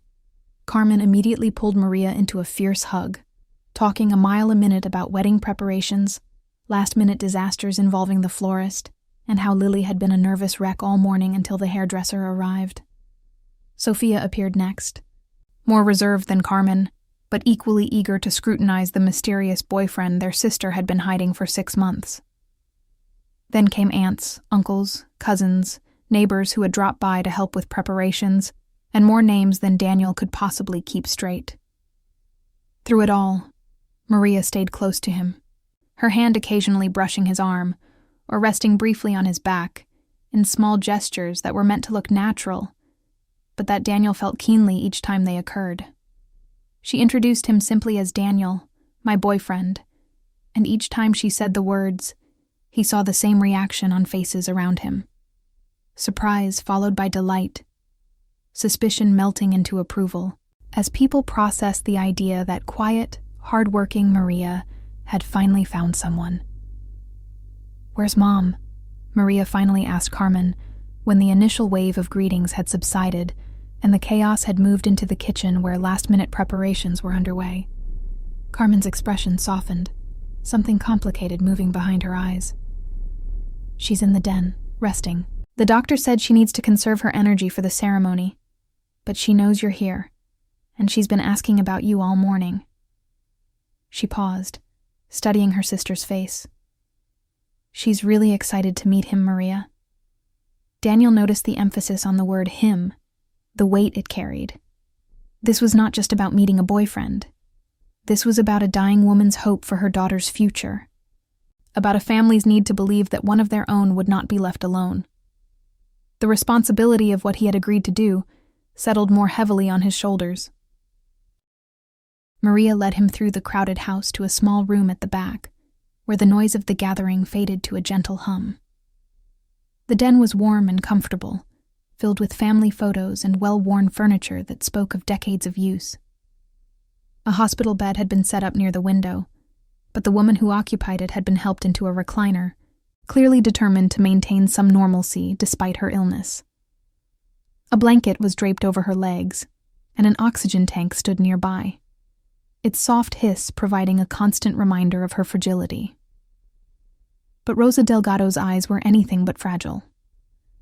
As they landed on her daughter, they lit up with a joy that transformed her thin face, making her look for a moment like the vibrant woman she must have been before disease began its slow theft of her vitality. "Mija," she said, opening her arms, and Maria went to her immediately, kneeling beside the chair and embracing her mother with a tenderness that made Daniel's throat tighten. "Mom," Maria said, pulling back and wiping her eyes with the back of her hand. "Mom, this is Daniel." Rosa's attention shifted to him, and Daniel felt the full weight of her examination. This was not the casual scrutiny of a curious relative. This was a mother assessing the man who claimed to love her daughter, searching for truth or deception, worthiness or weakness. Daniel had faced down corporate raiders and hostile board members, but nothing had prepared him for the penetrating gaze of Rosa Delgado. "So you're the one," Rosa said, her voice weaker than her eyes, but carrying an authority that had clearly been honed by decades of commanding classrooms full of unruly children. You're the one who makes my Maria smile." "I try, ma'am." Daniel stepped forward and took her offered hand, which felt delicate as a bird's wing in his own. "Your daughter is an extraordinary woman. She deserves all the happiness in the world. I know she does." Rosa smiled, and in that moment, Daniel saw where Maria had gotten her beauty. Not just the physical features, but the warmth, the depth, the capacity for love that showed in every expression. "I raised her, didn't I? Come, sit. Tell me about yourself. I have so many questions, and not much time to ask them." The next hour was the most thorough interview Daniel had ever experienced. And he had experienced many. Rosa wanted to know about his family, his work, his childhood, his hopes for the future. She asked about how he had met Maria, what he loved about her, what plans they had made together. She wanted to know his views on marriage, on children, on whether he believed in God, on whether he was the kind of man who kept his promises. Daniel answered as honestly as he could, drawing on the real admiration for Maria that had been growing since the night before. When Rosa asked what he loved most about her daughter, he found himself speaking of Maria's strength, her devotion, her quiet dignity in the face of difficulties. When Rosa asked about his intentions, he spoke of wanting to make Maria happy, of hoping to be worthy of her trust. The words were meant as fiction, but as he spoke them, they began to feel increasingly true. "She works too hard," Rosa observed at one point, her eyes shrewd. "She always has, ever since she was a little girl. Always taking care of everyone else, never asking for anything for herself. Do you make her rest? Do you make her laugh?" Daniel thought of Maria in his penthouse, working long hours, always efficient, always invisible. The guilt that had been growing since the previous night sharpened into something painful. "I'm learning to," he said quietly. "She's teaching me that there's more to life than work and achievements." Rosa studied him for a long moment, and Daniel had the uncomfortable feeling that she could see through his words to the truth beneath them. Not the truth of the deception, but a different truth, one that he himself was only beginning to recognize. "Good," she said finally, nodding as if some internal test had been passed. She needs someone who sees her, really sees her. Not just what she can do, but who she is. "My Maria has been invisible for too long." The words hit Daniel like a physical blow. Invisible. That was exactly what Maria had been in his life for 4 years. Invisible despite being constantly present, overlooked, despite being essential. He felt a rush of shame, followed by something else. Something that felt almost like resolve. "I see her now," he said, and he was surprised to find that he meant it. Rosa reached out and patted his hand, her touch papery and light. "I believe you do. That's why I'm not going to tell her I know." Daniel's heart stuttered. "Excuse me?" Rosa's smile was knowing, almost mischievous despite her obvious exhaustion. "I'm dying, young man. Not stupid. I've known my daughter for 37 years. I know what she looks like when she's performing and what she looks like when she's feeling something real. I knew the moment she told me about her boyfriend that she was lying. The details were too perfect, too rehearsed. My Maria has never been a good liar. But..." Daniel's mind raced, trying to find solid ground. "If you knew, why did you go along with it? Why did you insist she bring him here? Because I understood why she needed to lie." Rosa's eyes were gentle now, filled with a mother's complicated love. "She wanted to give me peace. She didn't want me to worry about her being alone. And in a way, it worked. Knowing that she cared enough to create an elaborate fiction, that she loved me enough to lie to spare my feelings, that gave me peace, even though I knew the truth." Daniel sat in stunned silence, trying to process this revelation. "But here's the thing," Rosa continued, leaning forward slightly in her chair. "Yesterday, I knew she was bringing someone to play a part, to continue the performance. I was prepared to go along with it, to let her believe that she had fooled me, because sometimes loving someone means letting them give you gifts you don't need. And today? Today I watched you with my daughter. Rosa's smile deepened. I watched how you looked at her when she wasn't looking at you. I watched how your hand reached for hers like it was the most natural thing in the world. I watched how your face changed when she smiled. That wasn't acting, Mr. Matthews. That was real. Daniel opened his mouth to deny it, to explain that they had just been playing their parts convincingly, but the words wouldn't come. He thought about the drive down from Chicago, about how he had found himself leaning toward Maria's warmth in the car, about how her laughter had made something in his chest expand. He thought about watching her with her family, seeing the love that flowed so easily from her, and wanting to be part of that warmth, instead of always standing on the outside of it. I don't know what I'm feeling, he admitted finally, the honesty surprising even himself. This all started as a favor, as a way to help your daughter through a difficult situation, but somewhere along the way, it became something else, something I don't have words for yet. Rosa nodded slowly, unsurprised by his confession. Love is like that. It sneaks up on you when you're busy making other plans. She paused, her eyes growing serious. I don't know how much time I have left. Weeks, maybe. A few months if I'm lucky. But I've lived long enough to recognize something real when I see it, even when the people involved don't recognize it themselves. What are you saying? I'm saying that you didn't come here to pretend, even if you thought you did. I'm saying that my daughter didn't ask you for help just because she was desperate. Some part of her saw something in you that was worth reaching toward, even if she didn't know that's what she was doing. Rosa squeezed his hand with surprising strength. I'm saying that sometimes the best things in life come wrapped in unexpected packages, and the worst thing you can do is throw away the gift because it doesn't look like what you expected. Daniel sat with her words, feeling them settle into places inside him that had been empty for a very long time.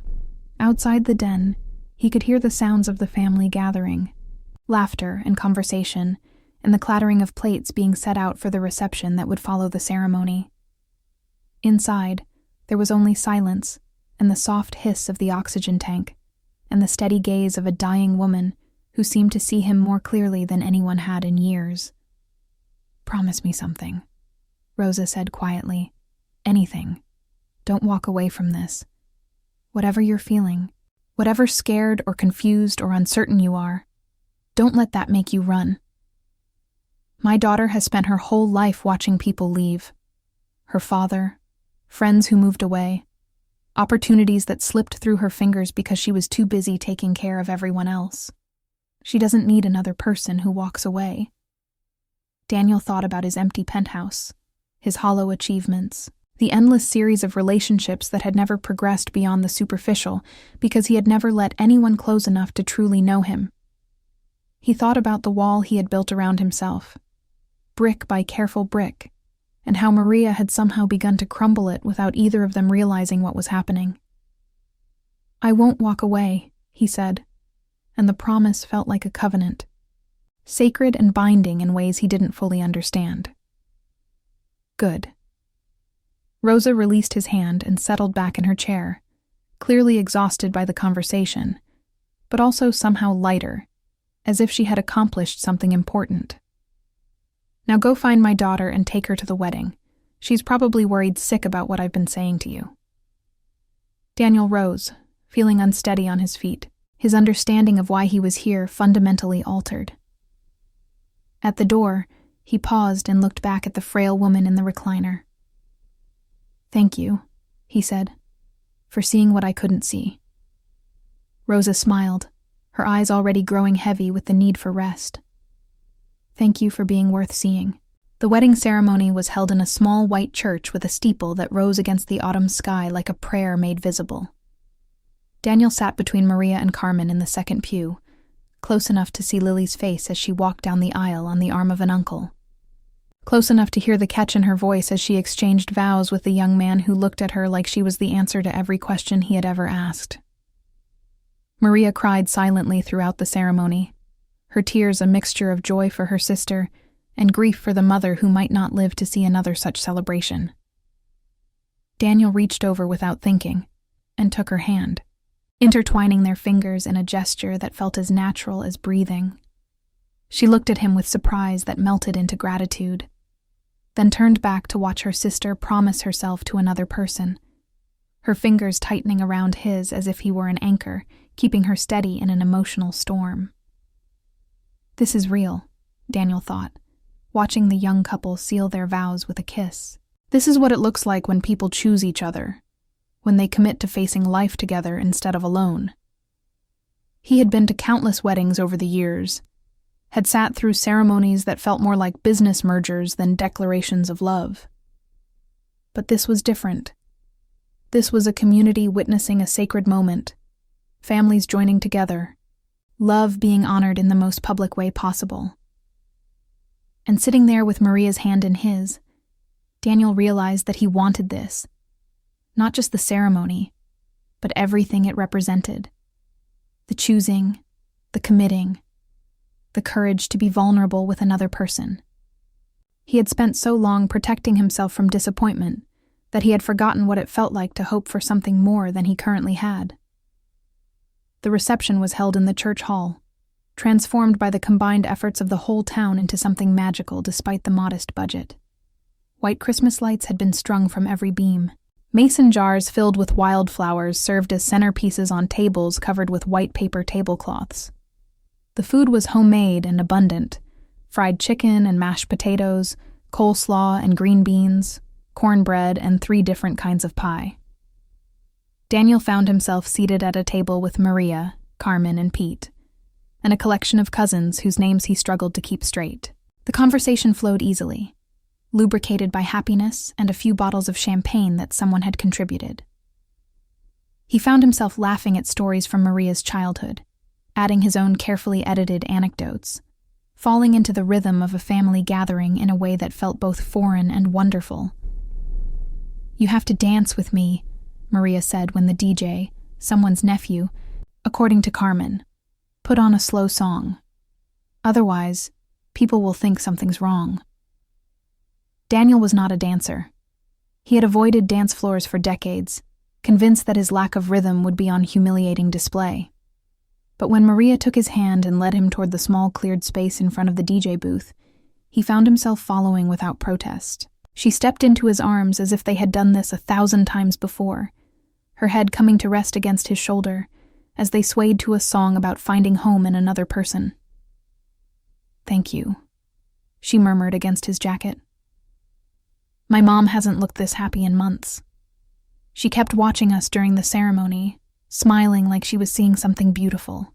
She's an amazing woman." Daniel spoke against her hair, breathing in the scent of her shampoo, something floral and simple that he knew he would remember forever.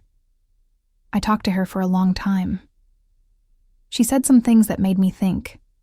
"What kinds of things?" "About seeing people, really seeing them. Not just the surface, but what's underneath." Maria pulled back slightly to look at him, her dark eyes searching his face. "What did she see when she looked at you?" Daniel considered the question, considered how much to reveal. "I think she saw someone who has been hiding for a long time. Someone who built walls so high he forgot there was anything on the other side of them. And now I'm starting to remember." They stared at each other for a moment that felt suspended outside of time, the music and the laughter and the celebration fading into background noise. Daniel saw Maria's lips part slightly, saw her breath catch, saw something shift in her eyes that mirrored what he was feeling in his own chest. Then the song ended, and they were swept apart by well-meaning relatives, Carmen demanding that Daniel dance with her so she could interrogate him further, Aunt Elena materializing to claim Maria for a serious conversation about her future plans. The moment passed, but the feeling remained, settling into Daniel's chest like something warm and solid that had always been there waiting to be discovered. The evening wound down slowly, the celebration stretching until the last pie was eaten and the last song was played. Daniel found himself on the back porch of the Delgado house, seeking a moment of quiet from the joyful chaos inside. The night was cold and clear, stars visible in a way that Chicago's light pollution never allowed, the Milky Way a smear of light across the sky that made him feel both small and connected to something vast. The screen door creaked open behind him. "Mind some company." Maria's voice was soft, her footsteps quiet on the wooden porch. Not at all. Daniel made room for her beside him at the railing. "It's peaceful out here." Maria stood close enough that their shoulders almost touched, looking up at the same stars he had been contemplating. "I used to sit out here for hours when I was a teenager, especially after Dad died. The stars made me feel like he was still out there somewhere, looking down, watching over us." "Do you still believe that?" "I don't know what I believe anymore." Maria's voice was contemplative rather than sad. "But I like the idea. I like thinking that the people we lose aren't really gone. They're just somewhere we can't see them." They stood in comfortable silence for several minutes, watching the stars wheel slowly overhead. Daniel thought about everything that had happened in the past 24 hours, how completely his understanding of Maria had been transformed, how the woman standing beside him bore so little resemblance to the invisible employee he had barely acknowledged for 4 years. "Your mother knows," he said finally. Maria turned to look at him, her eyes wide in the darkness.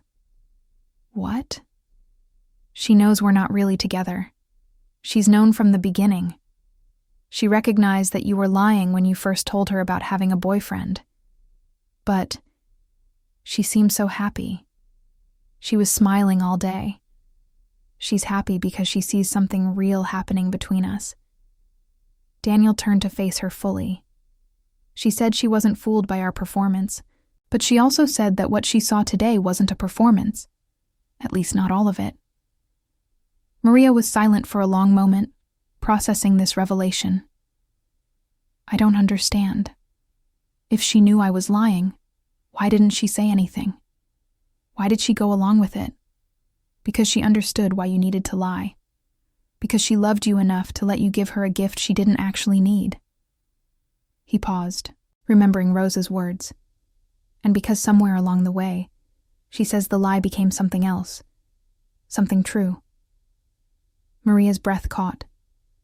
"Daniel, what are you saying?" "I'm saying that I came here to help you. I came here to play a part, to pretend to be something I wasn't. But somewhere between meeting your family and dancing with you and listening to your mother talk about really seeing people, somewhere in all of that, I stopped pretending. This is crazy. We barely know each other. Is it crazy?" Daniel took a step closer to her, close enough to see the starlight reflected in her eyes. "I've known you for 4 years, Maria. I've seen you every day, watched you move through my home, depended on you without ever acknowledging it. And in all that time, I never once really looked at you. I never asked about your family, your dreams, your fears. I treated you like part of the furniture. That's not... It is. It's exactly what I did." He reached out and took her hand, feeling her fingers tremble in his. "But in the last 24 hours, I've seen more of you than I saw in 4 years. I've seen how you love your family, how you sacrifice for them, how you carry burdens that would crush most people. I've seen your strength and your vulnerability and your beauty, and I don't mean the way you look in that dress, although that's certainly part of it. I mean the beauty of who you are, the person underneath all the roles you play." Maria's eyes were bright with tears. "Daniel, let me finish. Please." He squeezed her hand. "I don't know what this is. I don't know what it could become. But I know that I don't want to go back to the way things were. I don't want to return to Chicago and pretend this weekend didn't happen. I don't want to watch you clean my house and cook my meals and disappear into the background while I pretend I don't feel what I'm feeling." "What are you feeling?" Daniel considered the question. knowing that his answer would change everything. I'm feeling like I've been asleep for a very long time, and you're the first person who's managed to wake me up. I'm feeling like all the success I've built doesn't mean anything if I don't have someone to share it with. I'm feeling like maybe, just maybe, the universe sent me a desperate phone call at exactly the right moment, because I was as lost as you were. I just didn't know how to ask for help.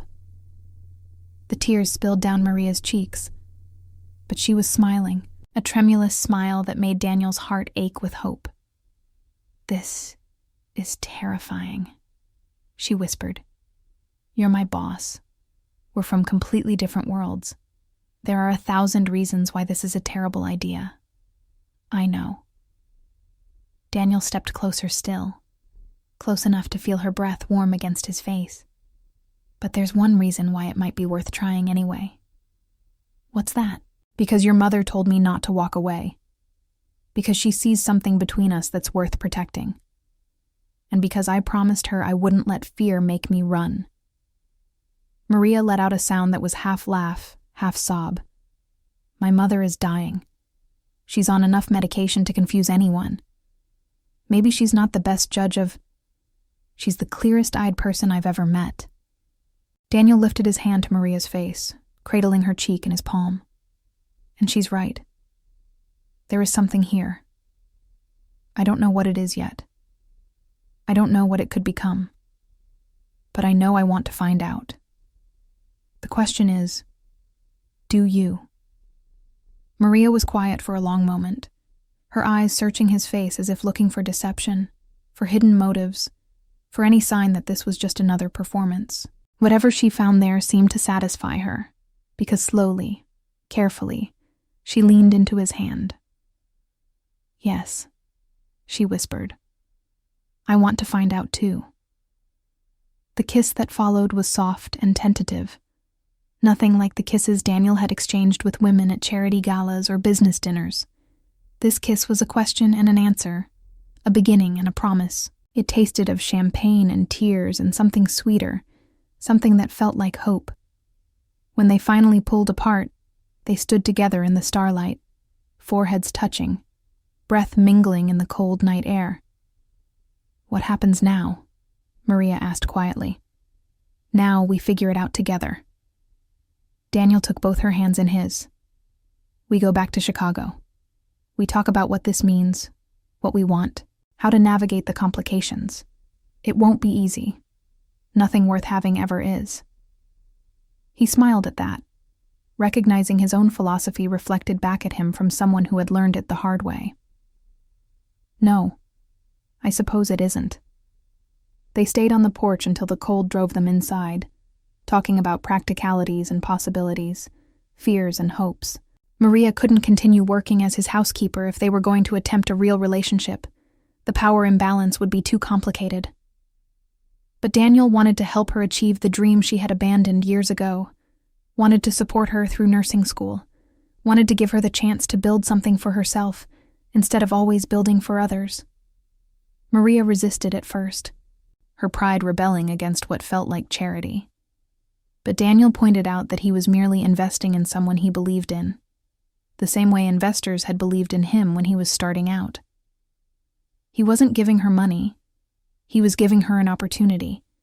What she did with it would be entirely up to her.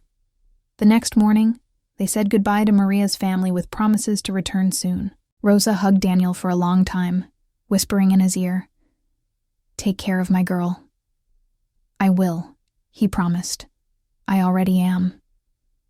The drive back to Chicago felt different from the drive down. The landscape was the same, the flat fields and small towns passing by in peaceful succession, but everything else had changed. Maria sat closer to him in the car, her hand resting on his arm, her presence a warmth that filled spaces he hadn't known were empty. They talked about the weekend, about her mother's confession, about what they hoped the future might hold. They also sat in comfortable silence, watching the world pass by, learning that they didn't always need words to feel connected. When they arrived at the penthouse, they stood together in the foyer, looking at the space with new eyes. "This doesn't feel like my home anymore," Daniel admitted. It feels like a place I used to live." "Maybe that's because it's time for it to become something different," Maria suggested. "Not just your home, but ours." The word ours hung in the air between them, full of possibility and promise. The months that followed were a careful dance of transformation. Maria officially resigned from her position as Daniel's housekeeper. Though the departure was bittersweet, she had taken pride in her work, had found satisfaction in creating order and comfort, even when she wasn't being appreciated for it. But she couldn't build a genuine relationship with someone while also cleaning their toilets. And both of them knew it. She enrolled in a nursing program at DePaul University, starting the education she had abandoned years ago. Daniel paid the tuition without fanfare, treating it as an investment in their shared future rather than charity. Maria insisted on keeping a record of every dollar, determined to pay him back someday, and Daniel let her believe that he would accept repayment because he understood that her pride was part of what made her who she was. They dated like two people who were just getting to know each other, which in many ways they were. Daniel took Maria to restaurants he had always eaten at alone, introducing her to maitre d's who did a poor job of hiding their surprise at seeing him with company. Maria took Daniel to hole-in-the-wall places she had discovered during her years in the city, dim sum joints in Chinatown and taco stands in Pilsen, and a Polish bakery in Avondale that made pastries so good they bordered on religious experience. They fought sometimes, as all couples do. Maria's independence clashed with Daniel's instinct to take charge.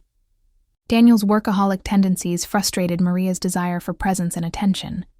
They had to learn each other's triggers and tender spots, had to develop a vocabulary for expressing needs and frustrations that neither of them had practiced in a very long time. But they also laughed, more than either of them had laughed in years.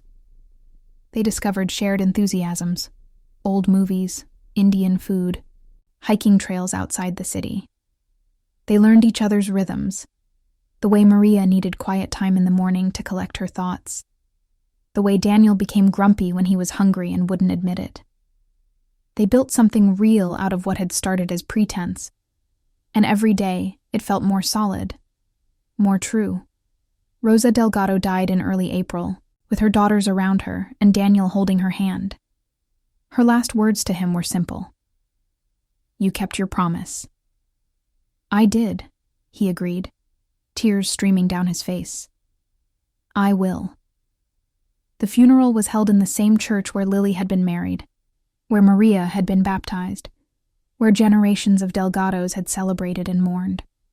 Daniel stood beside Maria throughout the service, his arm around her shoulders, a pillar of strength for the woman who had spent her whole life being strong for others. After the burial, when the house was full of neighbors bringing casseroles and relatives sharing memories, Maria pulled Daniel outside to the back porch where they had first kissed. "I miss her already," she said, leaning into his embrace. "I know." Daniel held her close, feeling the tremors of grief moving through her body. "She was extraordinary. She loved you." Maria looked up at him with red-rimmed eyes. "She told me, near the end. She said you were the first person who really saw me, and she was grateful that she got to see us find each other before she went." Daniel thought about Rosa, about her clarity and courage, about the promise she had extracted from him on the night of Lily's wedding. She saw us before we saw ourselves. Maybe that's what mothers do. Maybe. Maria was quiet for a moment. "Do you regret it? Any of it?" "Not for a single second." Daniel kissed her forehead. "You?" "Never." Maria smiled through her tears, even the parts that hurt, even the grief. All of it led us here. And here is exactly where I want to be. A year after Rosa's death, on the anniversary of Lily's wedding, Daniel took Maria back to Greenwood. They walked through the autumn streets hand in hand, visiting Rosa's grave to tell her about Maria's progress in nursing school, about Daniel's decision to step back from some of his business responsibilities, about the life they were building together. When they reached the town square, Daniel led Maria to the gazebo where summer concerts were held, the same gazebo where she had attended her first dance as a teenager. "What are we doing here?" Maria asked, looking around at the empty square.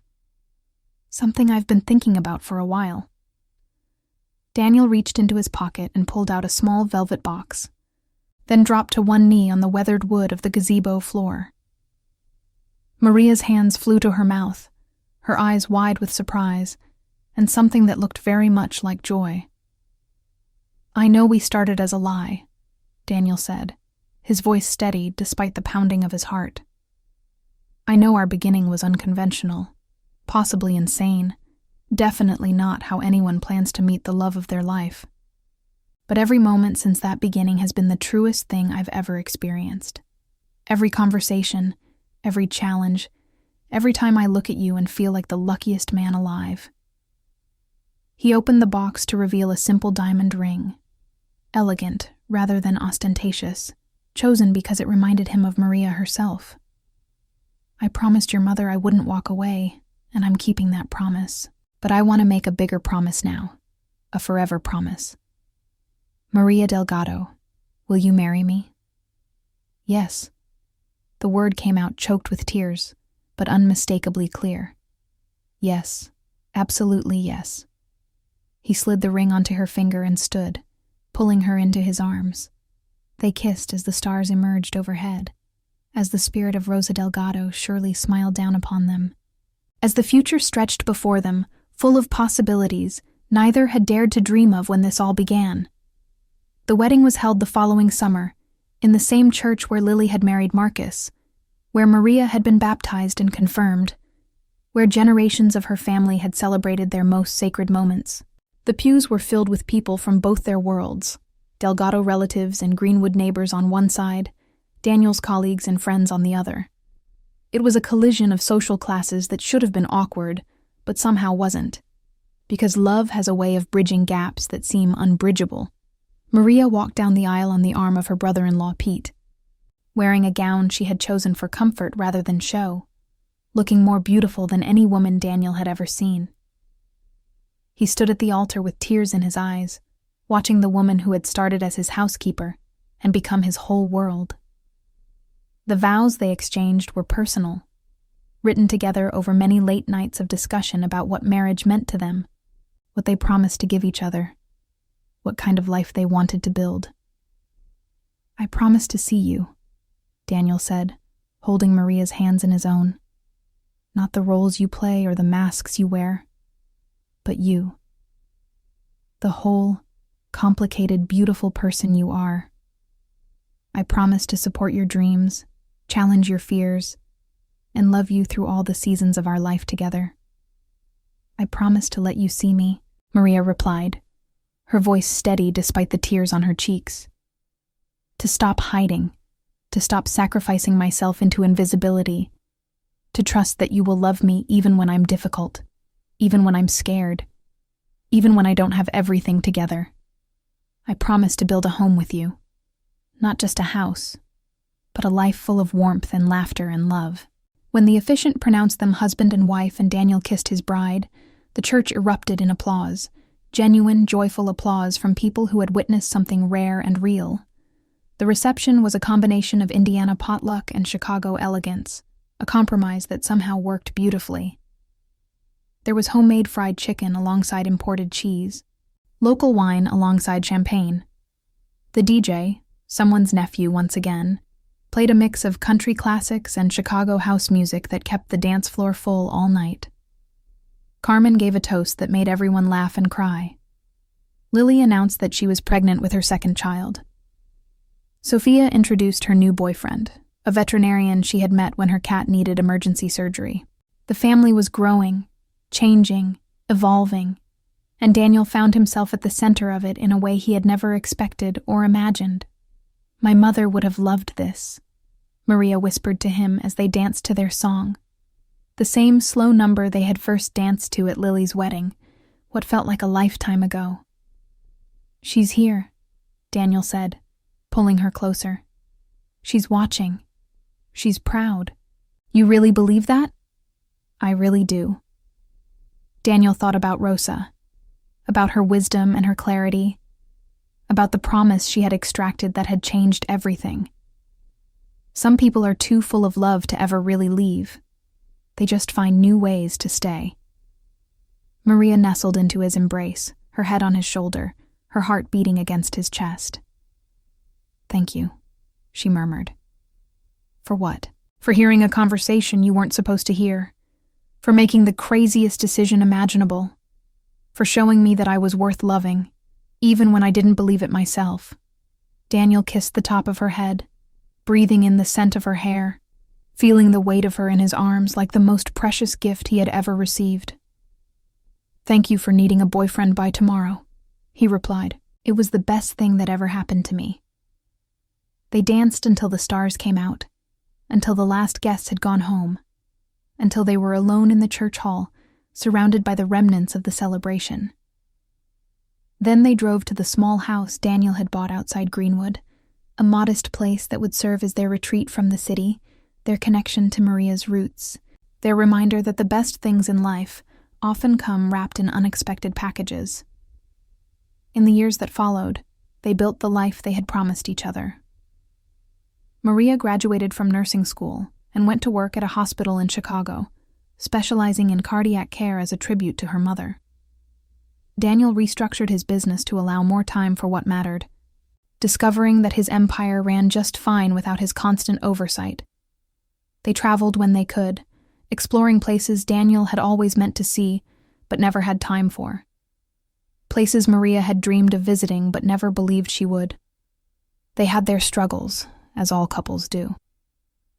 Maria's grief for her mother surfaced at unexpected moments, triggered by songs or smells, or the sight of someone who walked the same way Rosa had.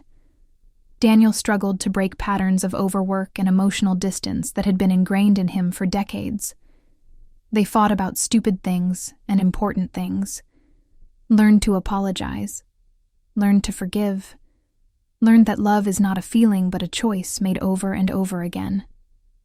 But through it all, they never forgot where they had started.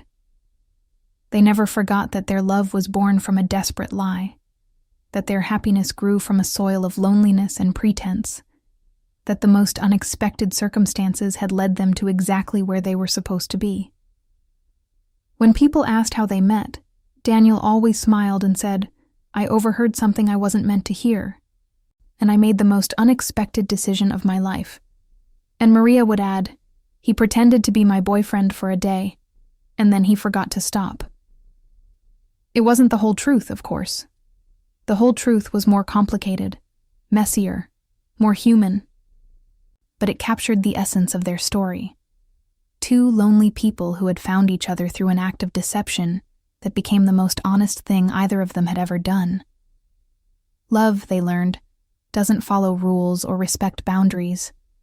It appears when you least expect it, often in the most inconvenient circumstances, and it transforms you in ways you could never have predicted. The only choice is whether to run from it or embrace it, whether to let fear keep you safe and alone, or to take the terrifying leap and see where you land. Daniel and Maria had leaped, and they had landed exactly where they were always meant to be, together, transformed, and finally home.